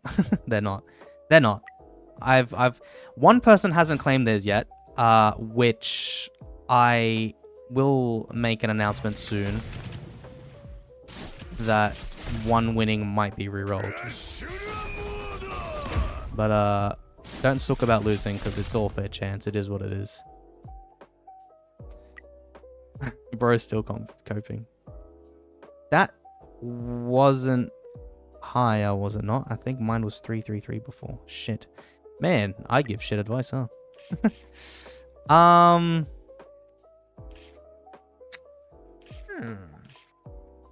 Interesting. Child Emperor. He's good. Maybe we can use the child. Question is how. Because he's not 5-star. Alright, I'm just gonna leave it as it is. Because, I mean, you get the max rewards anyway, so, like, I don't need to improve any further, and I think your team before was perfectly fine. Because I would have swapped the geryuganshoop and Bangbu core, but I noticed in the Club Boss Boros, I actually did worse with the Bangbu core instead, so I'll just keep it as it is. Because Genji's passive does give it to the front row because you have the Undying Shield, so I guess that helps out. So I'm just going to leave it as it is. You'll still be able to get this max reward anyways, because you get 300 for the 2 attempts, so you get 600 anyways, so you're still perfectly fine there. Please. Alright, let me go through other things. Let's go through the IO emblems. Level 3 Undying Shield. That is high. Disorder Field is level 2. I think you maybe be working on this now, because it looks like these are all level 2. This one's level 2. This one's closer. This one's... I wonder if you're working on level 4. Because honestly, it's a bit too late working on level 4 now. I probably wouldn't bother, because yeah, you... This one doesn't have any. This one does. Oh, look at that. Oh, wow. No, this one. Okay. I mean, you performed as a low spender much higher. That's because you got the lifetime pass, which is good because it does help you in the long run. Especially when those 2 new emblems come out eventually, which will be during the UR era. That's like probably a month and a bit from now, so like we still got a very long time. So I think, unless I rush it, because this game loves to rush pointless shit out for some reason. I'm activating all this free BP for you. Hell yeah, brother. Okay, that should be fun. But in terms of sigils, if you're actually prioritizing anything in particular, or your next emblem raid up, we'll say, I think get distorted to level 3 first. Then, after you get this level 3, you could either work on these progressively to get them to level 2 each, or you could go level 4, probably on the Disorder Field, because they can activate twice. That can be kind of helpful. Otherwise, you could try level 4 shield. It's not really important anymore, but in Heroes PvP, it can be quite helpful. And if whenever you have Bangpu as your second core in like PvE game modes, like even Nightmare's Conqueror Challenge, it will be quite helpful as well. But I'd probably get this first, level 3. Then you can either get one of these level 4, probably this one first, or you can, once you get this level 3, get these level 2, or even them out, and just progressively get them. Because in like a year's time from now, you could maybe get about 2 or even 3 or even all of them level 4, but this is supposed to be a long time investment thing anyway, so you don't need to rush it straight away. You haven't done bounty quest, which I don't know which one you touch. Fred, this, I'm gonna touch Distorted. And I'm pretty sure you should be able to clear all these. I need to read chat, bro.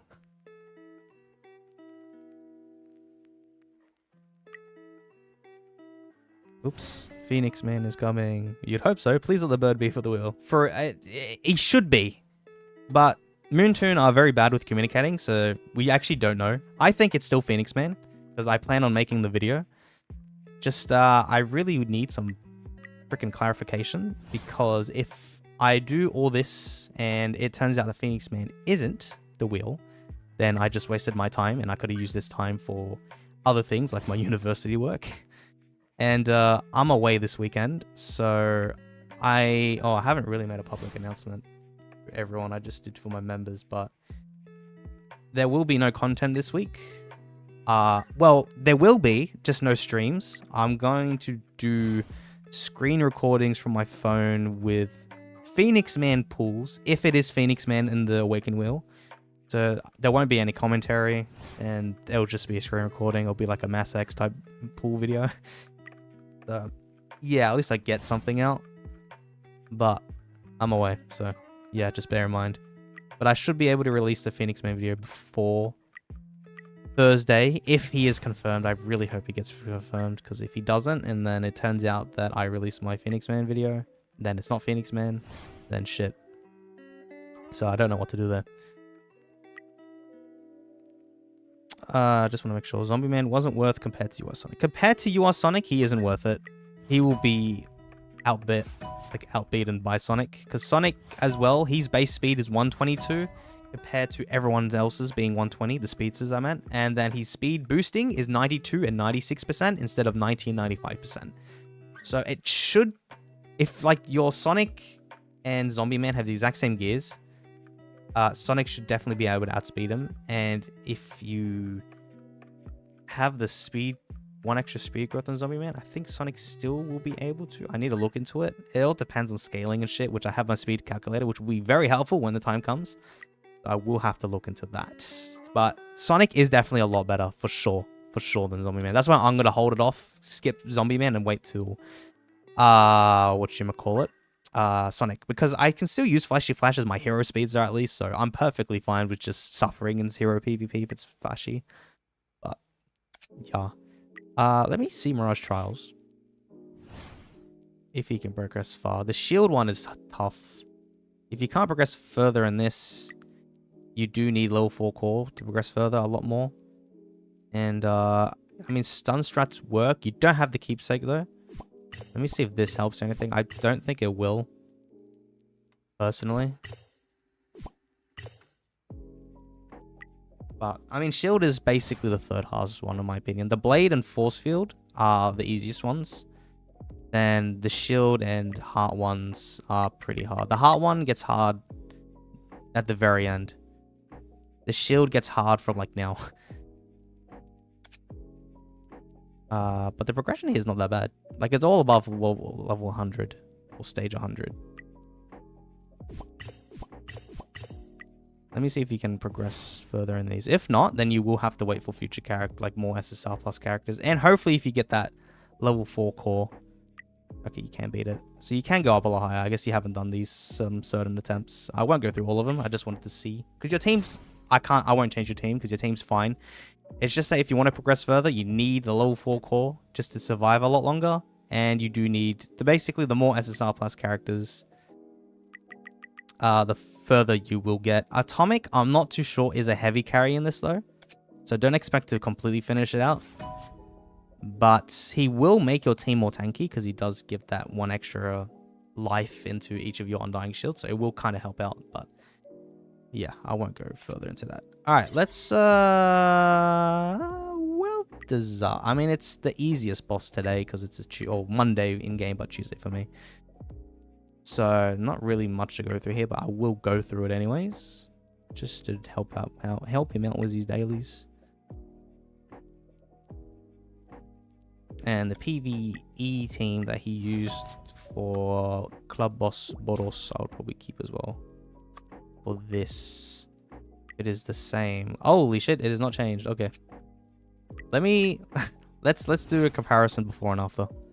This is a very outdated team, so I can tell he hasn't touched this for a very long time. I think his team died because you're supposed to go to 2 stages. Okay, let's switch. Let me go to the PvE team that I'm pretty sure was the one he used. I think it was this. ATT wasn't there, right? I think it was... Oh, shit. Who would it be? Unless I put Geryugura. I could put... Oh, it was Sonic.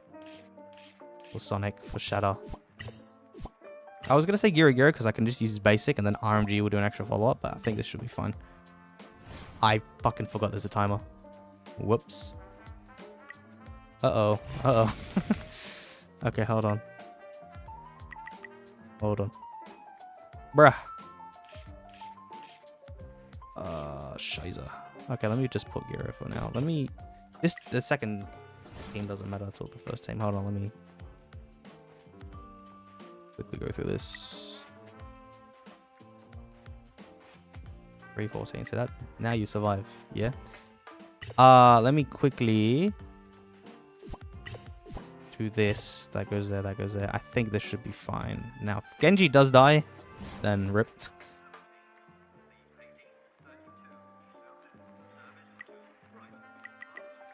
Okay. Huh? Huh? Did geryuganshoop actually fucking die? How? Bruh.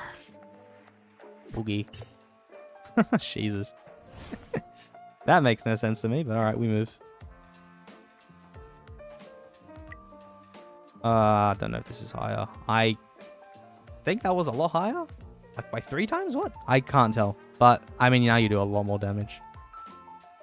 3.8. That wasn't updated, right? Yep, 7.2. Okay. Cool. And I assume you haven't touched... Oh, look at that. Look at that. See, you missed out on frickin' sacks and shit. Because you haven't touched this game mode in fucking forever. Alright, let me go to your store because I know you haven't claimed this because I don't think you've logged on. These, if you need gears, you can do because I do that personally. The cores, I probably wouldn't do it in this store. It's a lot better to get it from Dojo. Oh shit, speaking of Dojo, I don't think I went to your store. Oh, let me go through your store real quick. Oops. Burn. Yes. Sacks always first. Rest of them get locks. You can't get all of them. I'll just do 300. You'll get more gold things anyways when you progress with this. This is what I was saying. Hero cores, always get them here. You get 50, which is a lot better. And you get a lot more of these silver coins. That's the only really reason you should use your silver coins. Unless these, for example. If you're running out, I also do these as well. That's a lot, so I won't do that. But if you're running out, then you can do that there. Alright, let me go through Nightmare's Conqueror Challenge, which, again, it just started, which is kind of shitty from my end, but it's the best time I can do because I'm away for the rest of the week, so I can't really do much. But this week is direct damage. So RMG, Gale Wind, these are the carries. So I personally think this team's going to struggle a lot. When the time does come, you might want to put... Oh, we kind of need a stun arm. Especially against Awakened Vaccine Man. Awakened Vaccine Man is so annoying. Okay, you might be cooked here, I'm not going to lie. But when you get Atomic Samurai, you can put, like, just Geryuganshoop and Atomic Samurai on one team, and then the other team can have Bangpoo with Carnage and Mosquito Girl. You'll be a lot better when Atomic comes, especially for Epic Conqueror Challenge. Right now, I mean, you're going to do fine right now, but you're going to get cooked at, like, stage 10. Because there's no direct damage carry in your first team. This team should be fine, but trying to space it out will be a bit hard because you really need RMG and Gale Wind in this team because RMG is a massive carry. Oh, fuck. That was so close. I thought it would be attack percentage.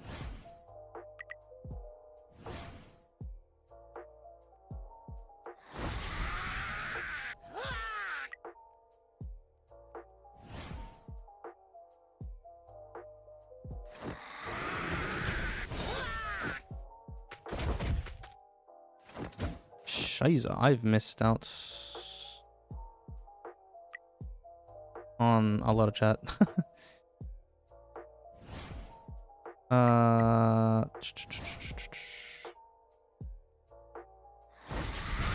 It's all you frickin' serial talk. Check your memory. I missed some and picked up about 200 gems. Ah, is this about sharing your memories? That is also a decent tip, which I haven't really shared. But yes, that is true. Did I just do an extra? No, I didn't. I'll go through that when I go through his memory segment. Ooh. Okay. What else can I do? I think Hero X, not Extreme Training. My bad. Hero X Villain. What are you in? Cycle 8. Quite far behind everyone. Now, this is the hero team. Okay. Which, realistically, it makes sense because you don't have a really strong carry or RMG. That's why the people in the back row. Anyone have, like, Unyielding? Oh, I guess Alloy, but I think it will be useful.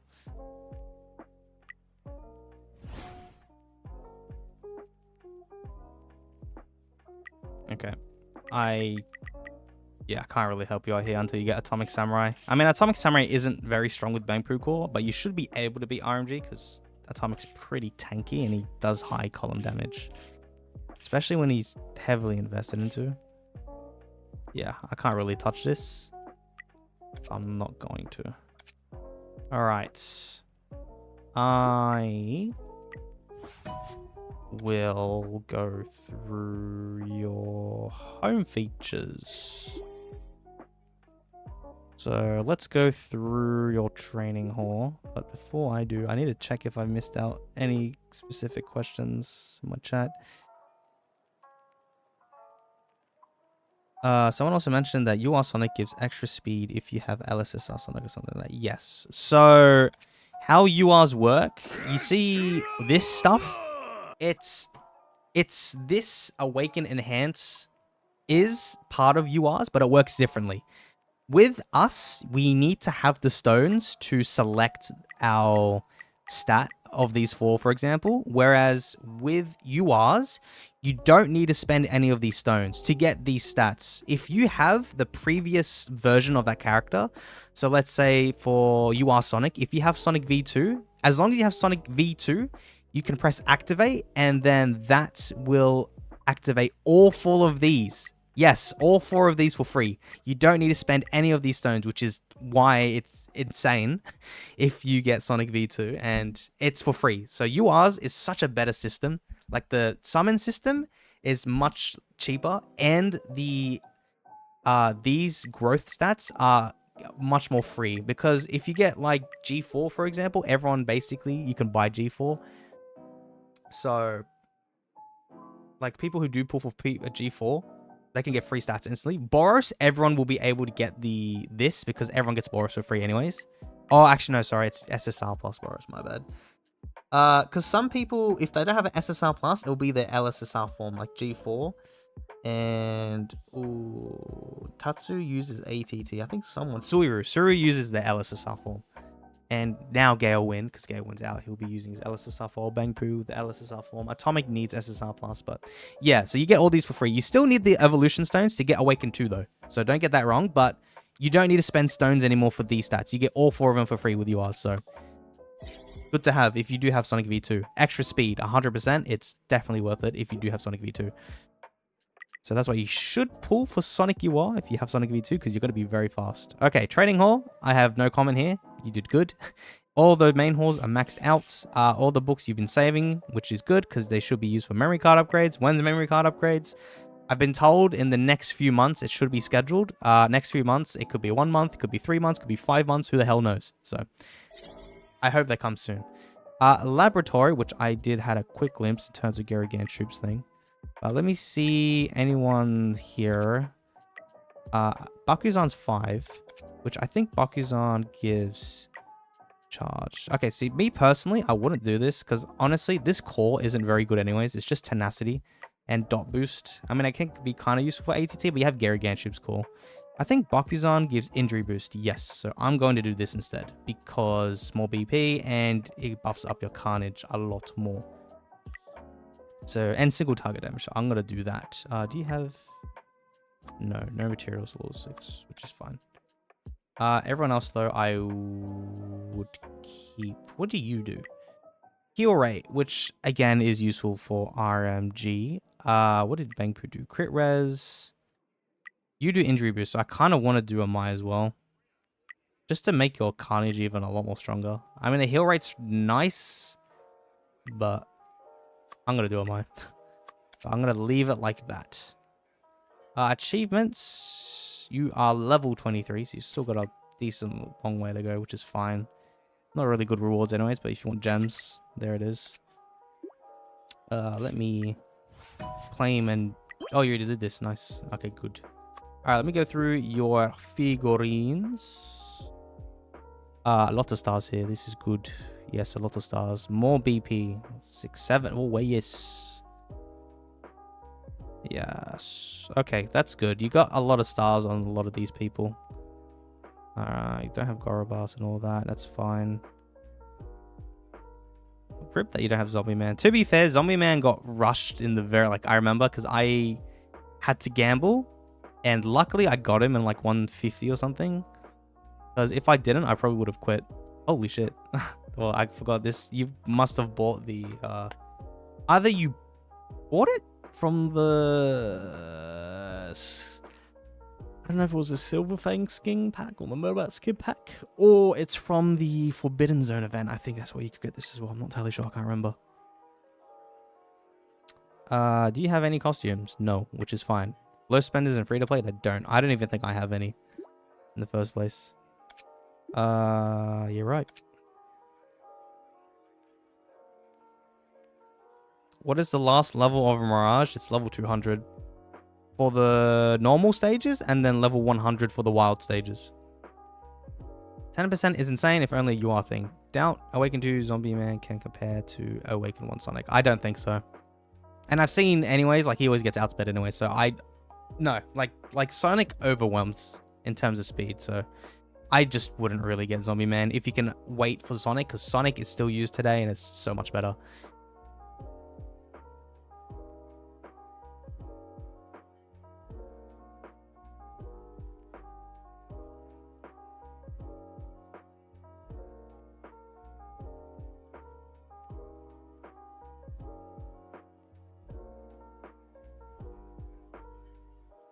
Just trying to read through chat because I have neglected so much.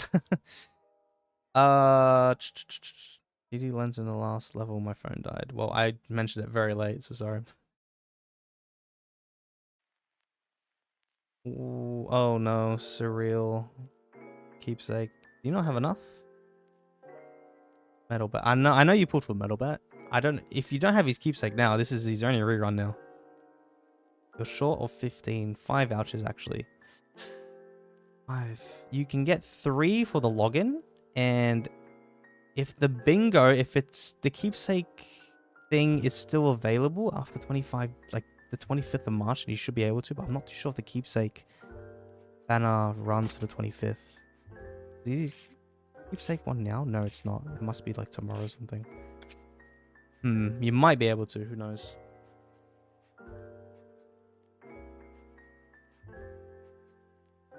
What's direct damage? Direct damage is basically just the physical damage. It's basically everyone. Like, it's their ult damage. Now, Carnage, for example, also has charge damage, which is a bit different. Because direct damage is basically the default type of damage. Like, everyone's physical direct, like, damage that hits someone, like in the animations, for example.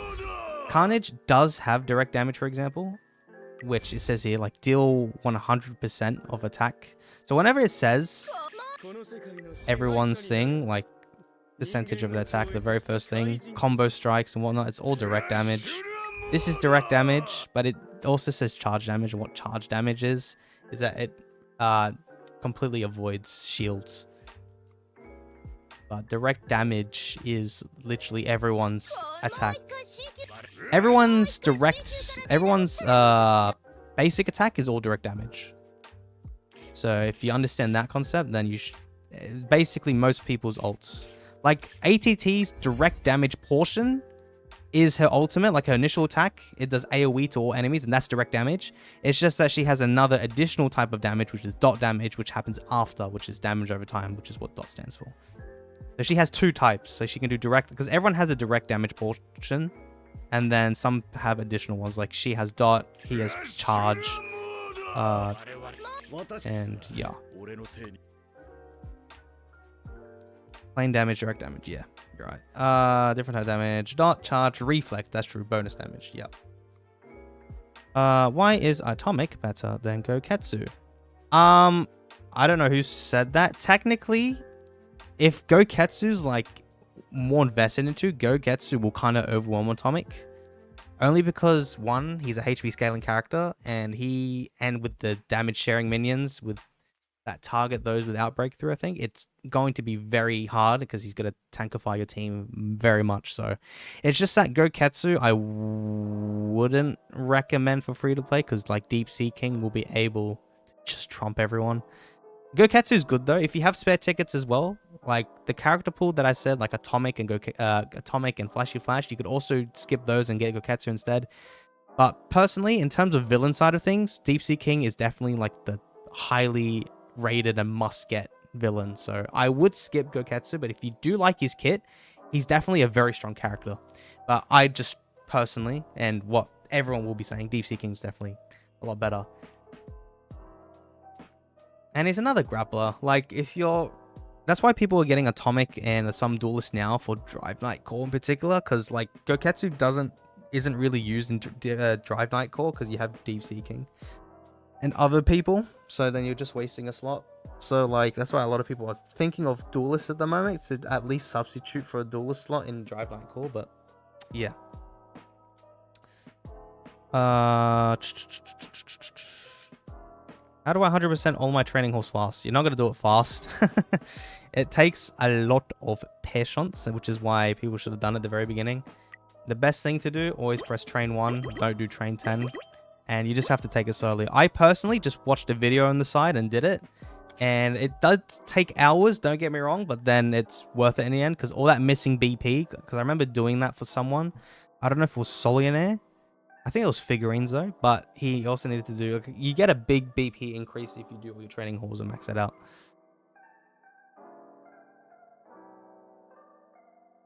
Most people won't have King Plus to buff up You Are King, which is true, but it is what it is. I'm not going to get him. Unless I get him in the purple tickets.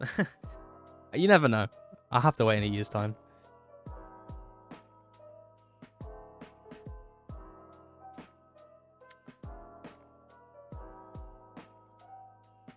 I'm gonna summon on Zombie Man Plus because I like him. That's also personally a personal preference. If you like him, go pull for it. Should I wait for Atomic or get Metal Bat now? I think it's too late to get Metal Bat now, so don't worry about Metal Bat. In terms of Atomic, if you can get his keepsake as well, then you can get him now. Otherwise, if you can't get his keepsake, then I would skip him entirely. Like, don't even get him for his rerun, because then by the time his rerun time comes, Deep Sea King will be a lot closer, and I would probably just save all your materials for Deep Sea King. That's my personal preference. Zombie Man's a cool character. He looks kind of sussy, I'm not gonna lie. His pose is kind of interesting. But wouldn't DSK also overwhelm Atomic? Yes. Mate, Deep Sea King is gonna overwhelm a lot of people. He's going to be, if he like heavily invested into, he's going to be very strong. Bro, just wait. Carnage, Goketsu with 80 million damage sharing. Gonna be dangerous duo. Oh my god, insane. It is going to be very tanky. Deep Sea King is start of new meta, which is true, mate. He's Corrosion. Oh god. Corrosion. That's when I first started playing on Southeast Asia, and I definitely knew the difference there. I didn't have Deep Sea King, and fuck me, it was horrible. Are purple tickets pay to win? Yes, unfortunately they are, but free-to-play do get them for free once per month through here. So if you haven't claimed it already, go here. This one, you can only buy it once per month. Whenever it refreshes, which is the start of every month, you can claim one. It is 80 though, to pity this, so that's why I'd always kind of save. Then again, no matter how many you pull, it is always, like, the pity doesn't reset after every month. It will always just stay there. So if I put like 10 now, and it will say 10 out of 80, and then in 5 months' time, if I haven't pulled, it will still say 10 out of 80. So that's good at least. It at least keeps the pity here.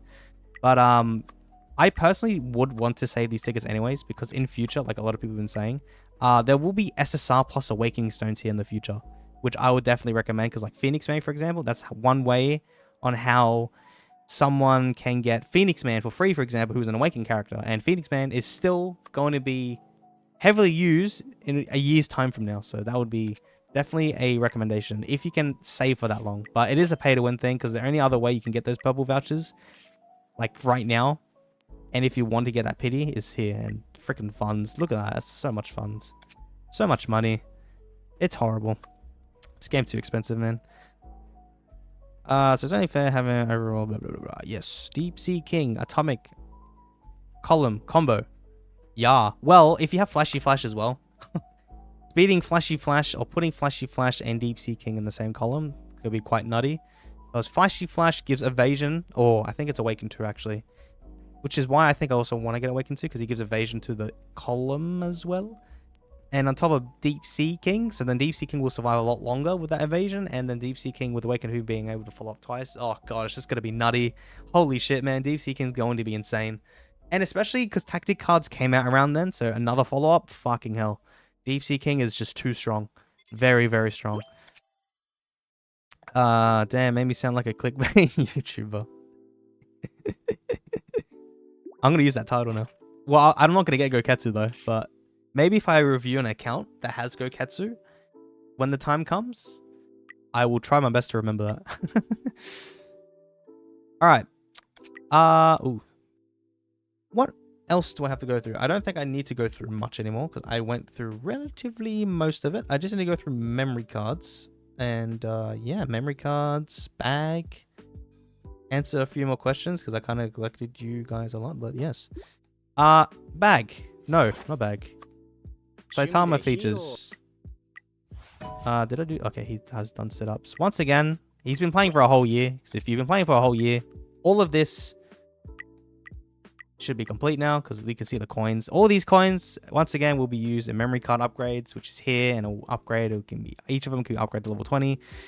Should have came out like 5 months ago. I've just been told that it should be out within the next few months. Could be a month, could be 2 months, could be 5 months. Who knows? But apparently it is planned. You have a lot of these books. Fuck me. But these books are also used for those memory card upgrades, so just save them. Now, the tip that I did get from someone, that if you can get a free amount of gems if you press share on all these memory cards, because each of these memory cards do give you like 50 gems each. Now the problem is, I'm pretty sure, I don't know if it's supposed to say that it'll give you gems, and I'm not too sure. I mean, I don't think. Oh, it didn't even go to the Facebook screen. Okay, but I think he's done it. But if you haven't, go through each of your memory cards. I think it should appear with like 50 gems or something. Click on it, because this is probably a lot of hidden gems that you probably missed out on if you didn't share them back in the day. So do this. Like here we go. Share it. There you go. Free 50 gems right there. So whenever you have the chance, I'm not going to do this all for Chong right now, but whenever you do have the chance, look through each of your memory cards. And you get a lot of gems for however much you've missed, because it's 50 per memory card and there's 65 memory cards. So let's just say if you never did this, you could get up to like 3,000 free gems if you're like lacking on gems. So yeah, look, he's got some hidden. This one is already claimed, but I'm not going to go through all that now, but there's a tip there. So thanks for whoever pointed that out. And the last thing I can go through, I did go through a little bit in terms of the black tickets and vouchers count, but his bag or his inventory, he has these, which I don't know what he's going to work on. Just save them for now until you're certain that you have a new full complete set. Omni shards, which is good. He can use that for atomic.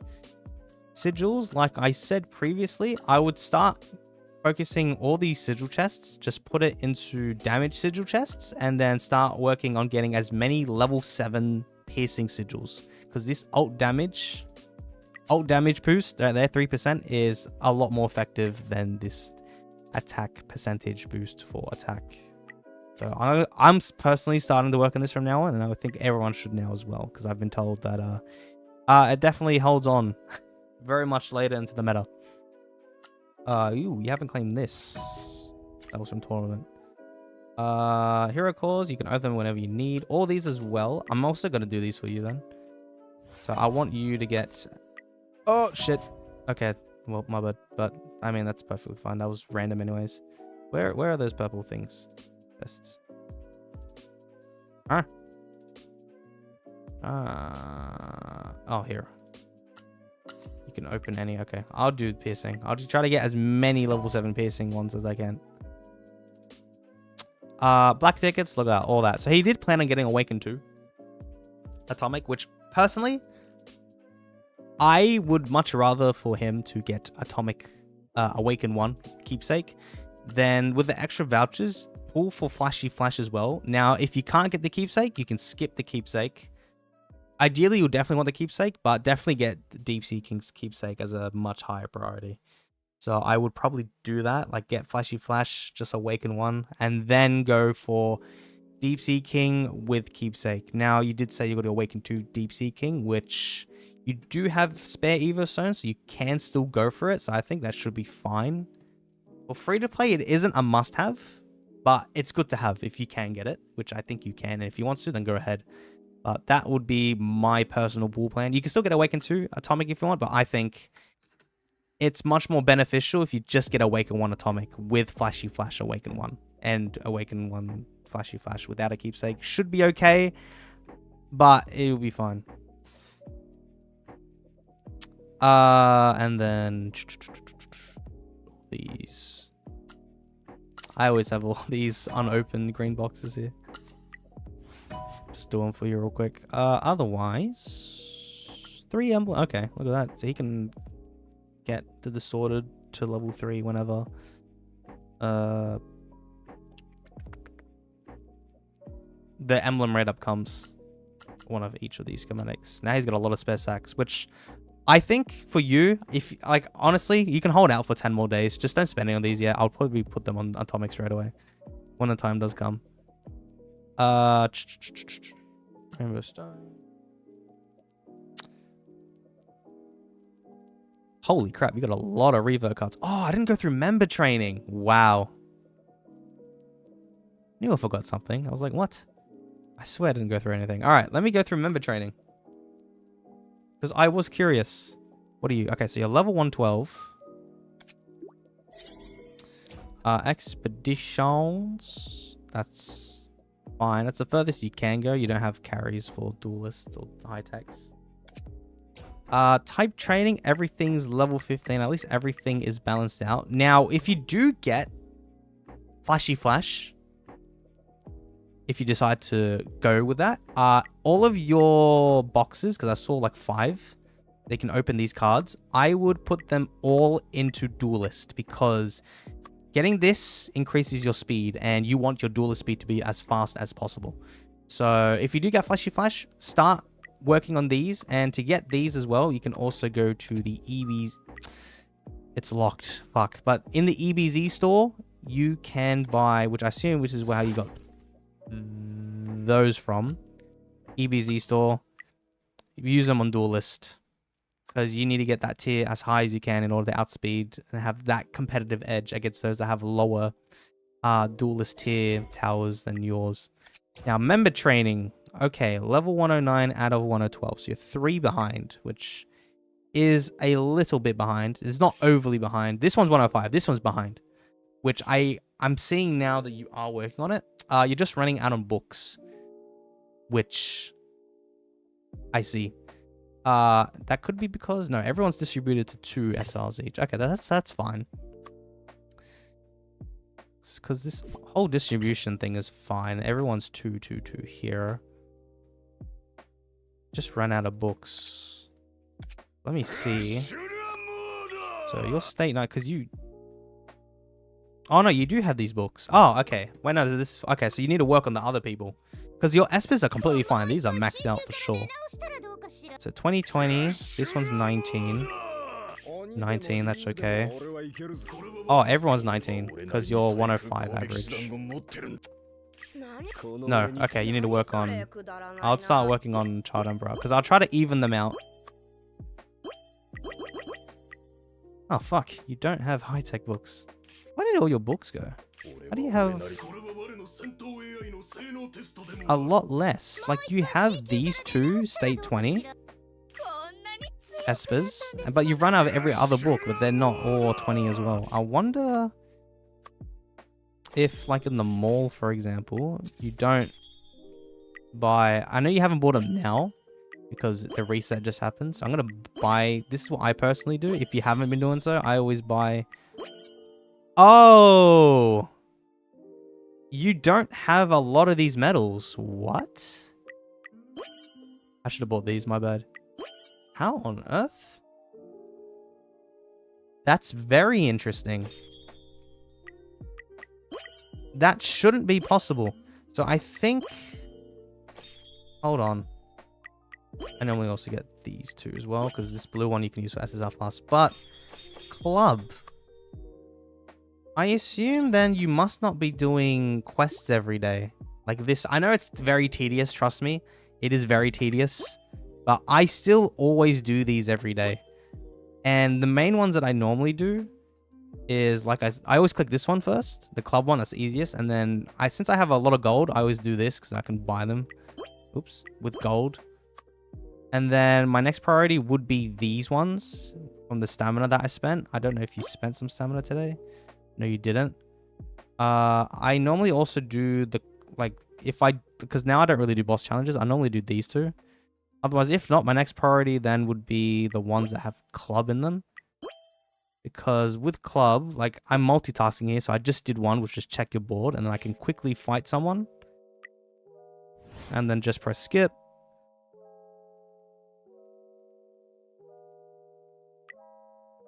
And that's another one done. And then the games, just do this, quit. There we go. And then there you go, it counts. Let me also quickly do, you do have stamina. I'm just going to do someone I can do. I think one of you will just do a 10 sweep. I won't do 30 because I don't know what you're going to do with your stamina. But I'm just going to show this, for example. And then, so now you get all these medals. So now I realize why you don't have that many books anymore. So it is quite tedious. Don't get me wrong. It is very boring. Trust me. I keep forgetting to do this half the time. Well, now I do. I used to do it every day. Now I've kind of let go of it a little bit. But try to do these every day. I know it takes like a minute or a bit out of your day.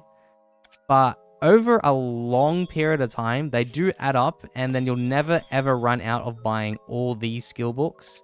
And especially, you needed all the high-tech ones and grapplers. Like, right, you're really lacking in the high-tech. And because you're, like, Child Emperor, and that is, like, state 18 and 19, that's, like, very low. And I should have bought the high-techs. I didn't realize until I was halfway into this. Like, shit, you don't have these medals. So, if you can, try to do this every day. It is quite tedious. The priority order, I normally do the blue ones, then some of the red ones, then the yellow ones, well, the ones they can buy, and then the club ones. I don't really do these ones, the spies, because that's just tedious. I hate it. And this one, I don't like the donations. The materials, I hate it because it takes too much time in my opinion. But yeah, try to do that whenever you can. Oh, you got a new club level. You got 43 members because we have 42. I was going to quickly change your club contest. Correct, because your thing is very outdated. And I'm going to help your club out.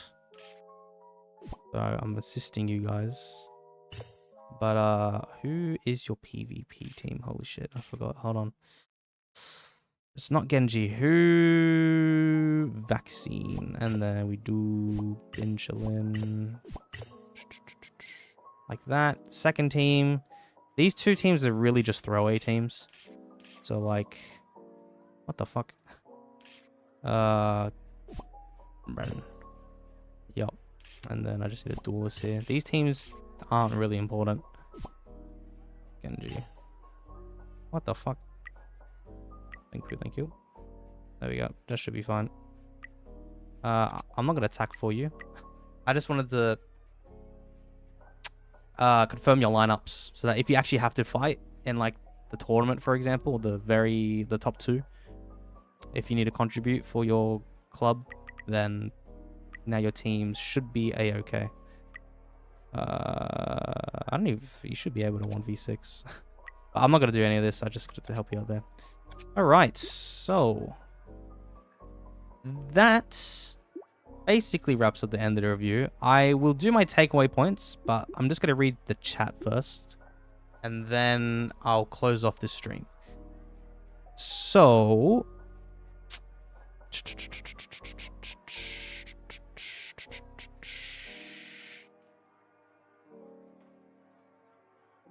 man, I have to go all the way back here to DSK and Subterranean King combo from God K. Prepare for the burn. Yeah, it's going to be fucking terrible.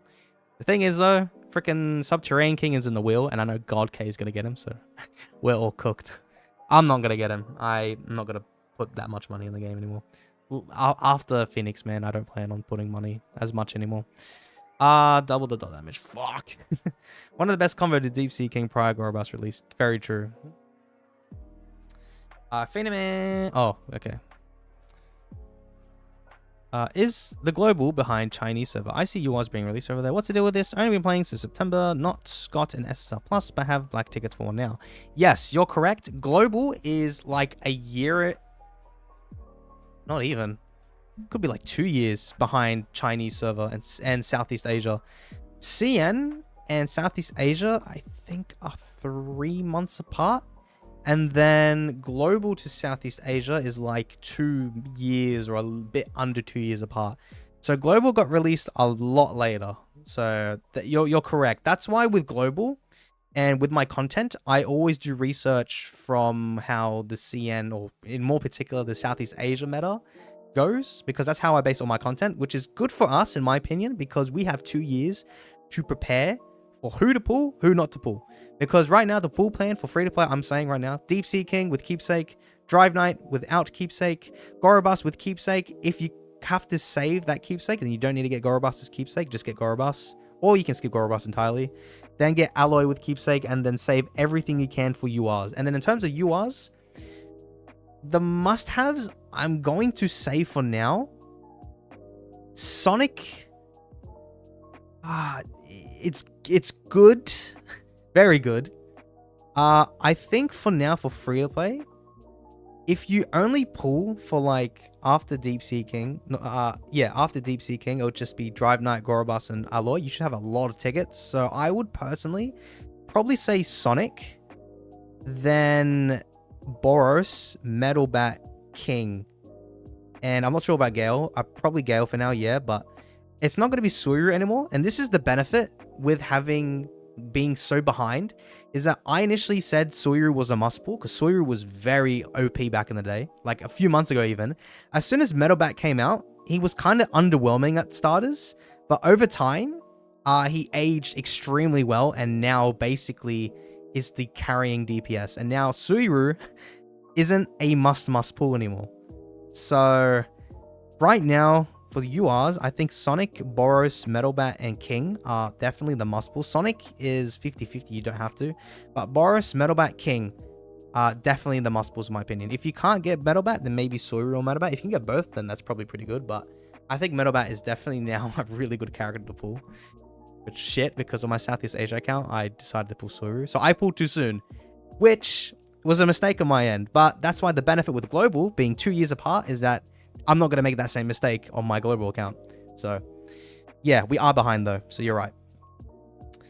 Hi. Hello, Tia. Scenery schedule. Yes. Hope the game gets more updates and development, has a lifespan to play. Oh, who knows?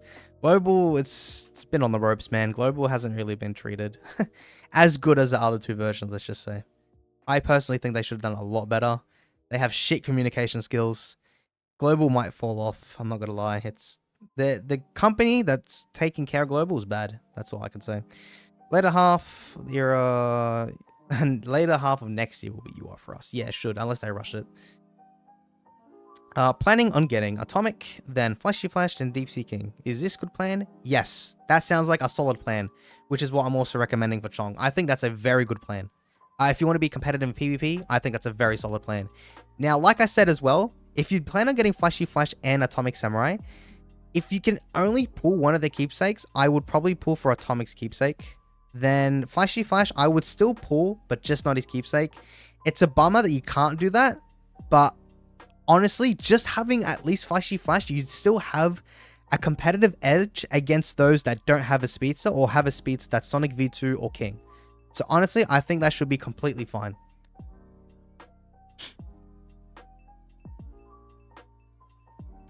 My core at the moment is Child Emperor. Oh, you must have started relatively a lot sooner, but yeah.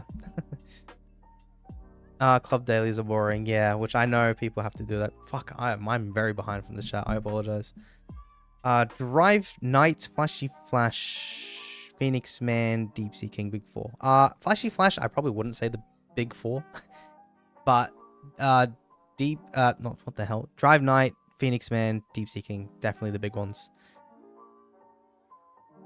Just select normal. Let me check notice and then buy the books. Yes. Yes. For the club challenges. Quests. If you want to spend, they get Phoenix Man. Yep. They putting Alloy on wheel next Lamel. I hope not. That'll be way too early. Imagine if it gets released right now. He introduces specialized protection when we don't even have Drive Night Core. That would be insane. I think Phoenix Man in the manga goes crazy. All I know is that he has another form, which unfortunately they're not utilizing in this game because I don't think fingerfun have the licensing for the manga, so they're just going off anime characters, which is why all the new UR characters, they're all reskins and they're not like Gale Win second form and whatnot. So meh, unfortunate, but it is what it is.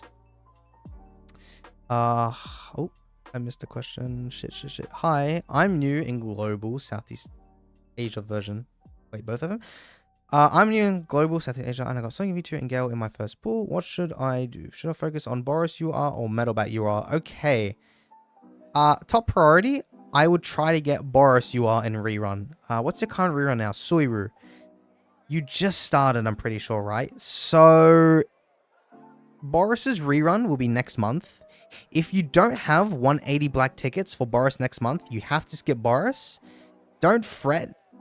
If you can't get Boros, I would skip Metalbat's rerun. I would try to get UR King's debut in... Oh god, when is it for Southeast Asia? June? No. Hold on, sorry. Metalbat's this month. Bangpoo is May. Okay, so in May, King will be out, and what King does, he basically acts like a sub-core. He gives specialized protection, and he gives life armor. So he gives 2 extra life bars, the white life bar and the purple with the gold stars, and that will basically act as your core. So if you can't get UR Boros in next month, if you don't have 180 black tickets, skip the Boros rerun, skip the Metalbat rerun, and then at the start of May, when King comes out, get him. I don't think you'll be able to pull his keepsake, which is unfortunate. I think you can try to pull for King's keepsake, but during his rerun, if you have enough time. But you definitely should pull for King if you can't get Boros. I'll just skip Metalbat entirely. I think it's too late for you to get a DPS. You can get a stronger DPS much later in the meta whenever a stronger DPS comes out, maybe like 6 months time.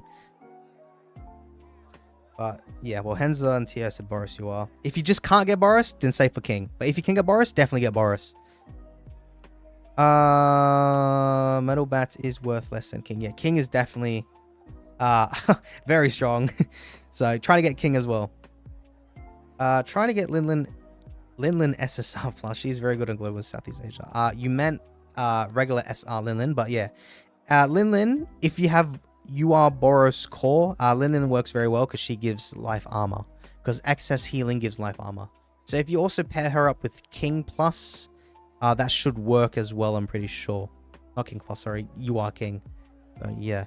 Is it still possible to pull an SSR plus with less than 180? Technically, yes, but very, very, very unlikely. Like, you're never going to pull someone in under 100 tickets, let's say. If you have spare evolution stones from previous banners, then you can pull for someone under 180. But I would never trust those odds. Always go for 180 pity. It's not the same system anymore with regular LSSRs. Like, you can get the character in 120. Because realistically, or like even in 20 pools, for example, because you can still get the base character in like 20 pools, but you need those 4 extra evolution stones and 1 awakening stones, which you need to get after 180 pity, because you get 3 evolution stones and 1 awakened stone from the 180 pity banner, which I guess I can show here because is out here. So after 180 tickets, you get 1 of these and 3 of these. And then during those 180 pool summons, there's a 80%, not 80%, there's an 80 stone pity, which you either get 1 of these 2, and you ideally need 1 of these, and then you'll be set. So you have to go for 180. You can't go lower. From now on, you can't go lower.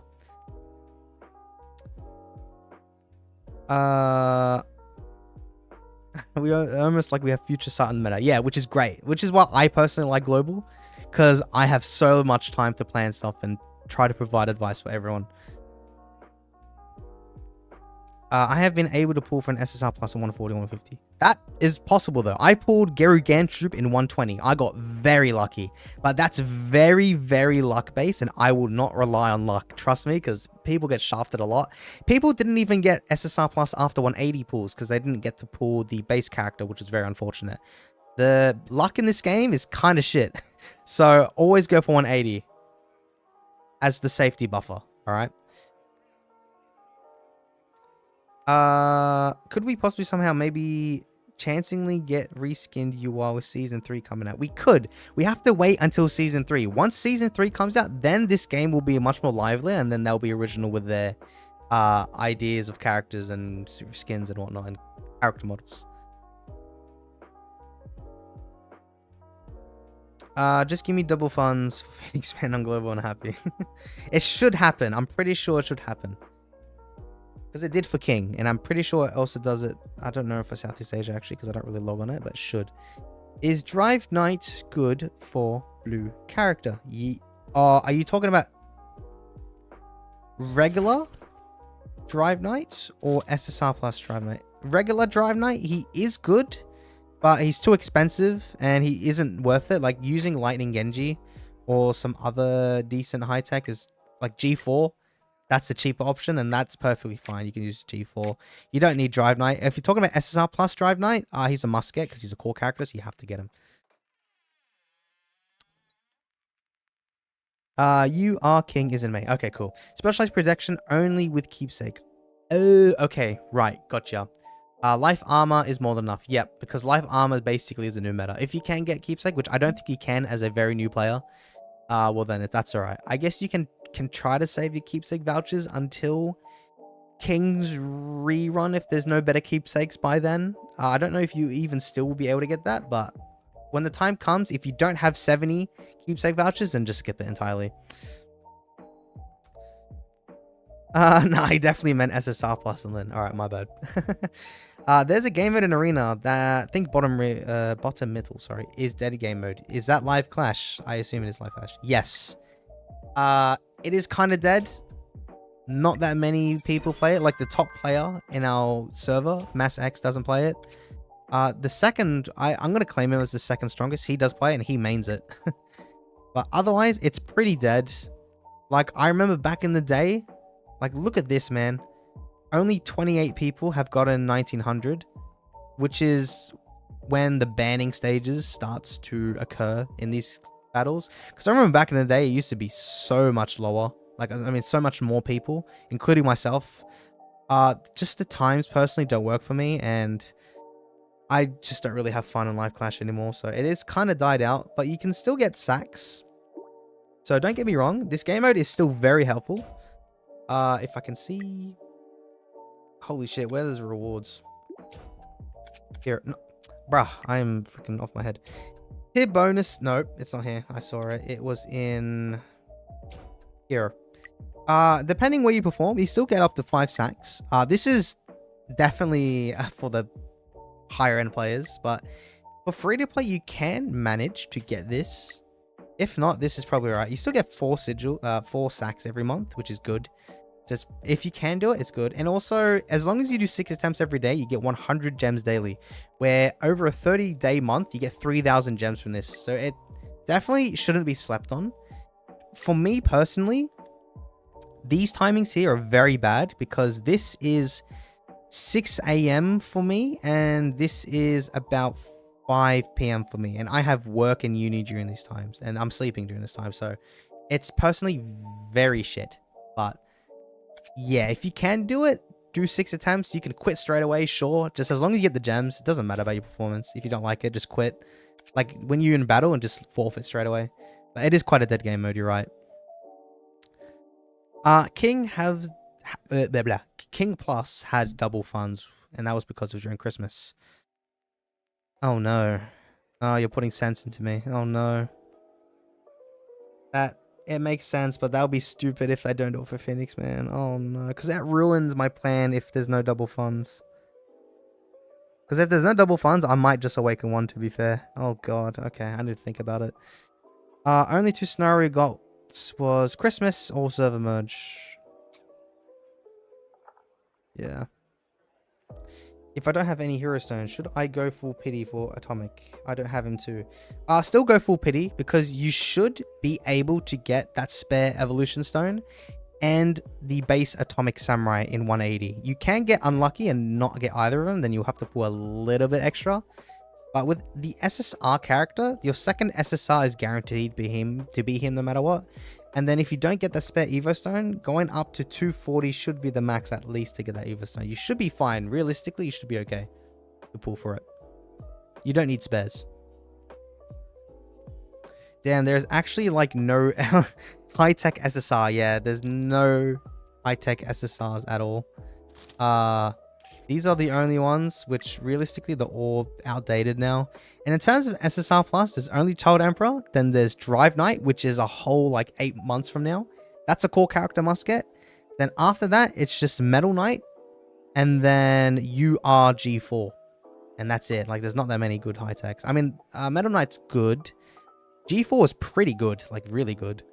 Is he a must pull though? I wouldn't say so. He is very strong though, but there's better people that can overwhelm him, but he's still very strong to have. Life Clash also gives stat boost. That's true. It does boost up your BP, but apparently that resets every month, so it goes back down to normal, from what I've been told. Life Clash is during a certain time, and I'm not free. That is true with me. That's why I can't do it. Time change here, messing up my Life Clash. True. And I also have daylight savings in the next 2 weeks, so... it's probably a lot worse for me. Yeah, because then Life Clash becomes... is it earlier or later for me? It'll be earlier. Oh, fucking hell. It'll be like 5 a.m. and 4 p.m. That's even worse. Yeah, it doesn't work for me. Alright, well, I rambled on for too long. So that's going to end off the rest of this review. So the main takeaways I'm going to take from Chong's account is that your pool plan is solid, but in terms, because you don't spend that much, so in terms of a low spender and free to play, I would always recommend going for more SSR plus characters than Awaken 2. Awaken 2 shouldn't be your top priority. So what I would personally do with the 400 black tickets that you do have, which is insane, I would pull for Atomic Samurai with Awaken 1 and Keepsake, so just 180 on his banner and then 70 on the vouchers. Then I would get Flashy Flash, Awaken 1, so then you finally have a Speedster. If you can't pull for his Keepsake, don't fret. You can still use Flashy Flash without his Keepsake. You won't be able to be competitive against those Flashy Flashes with Keepsake, but you still will be able to outspeed anyone with Sonic V2, King Plus, or anyone that's free to play and doesn't have a Speedster at all. So you will still be competitive there, because having a Speedster will make your Carnage go first, or your Atomic. Actually, it will be Atomic Samurai now. But having a Speedster is definitely needed for PvP. So you always have to have at least one Speedster down the line. And then your next plan is to pull Deep Seeking, definitely with Keepsake. Awaken 1 or Awaken 2, that's entirely up to you, because you do have these spare villain stones. So you can do this. You can decide when the time comes. If you really want to do Awaken 2, you can ask me again if you should go for it, because it's Awaken 2 Deep Seeking is very strong. But I mean, for free to play, I would just go Awaken 1 and try to pull more characters, but I'll leave that for you, and we'll talk about that more closer when Drive Knight's era is about to come much closer. So that's when Deep Sea King and Tank Top Master come out. But that's my plan for you. I revert all these characters when Atomic Samurai comes out and put them into Atomic Samurai. In terms of the SAT calculator, I would put about like 500 into Atomic and maybe 300 or 350 into Carnage. I'll just only split the sacks between those two. Everyone else completely revert. You can keep the keepsake on RMG though, because you do need a second Esper. So use RMG instead of ATT when the time comes, because you have RMG to 5p, which is a lot better. And geryuganshoop, get rid of all these sigils and shit as well.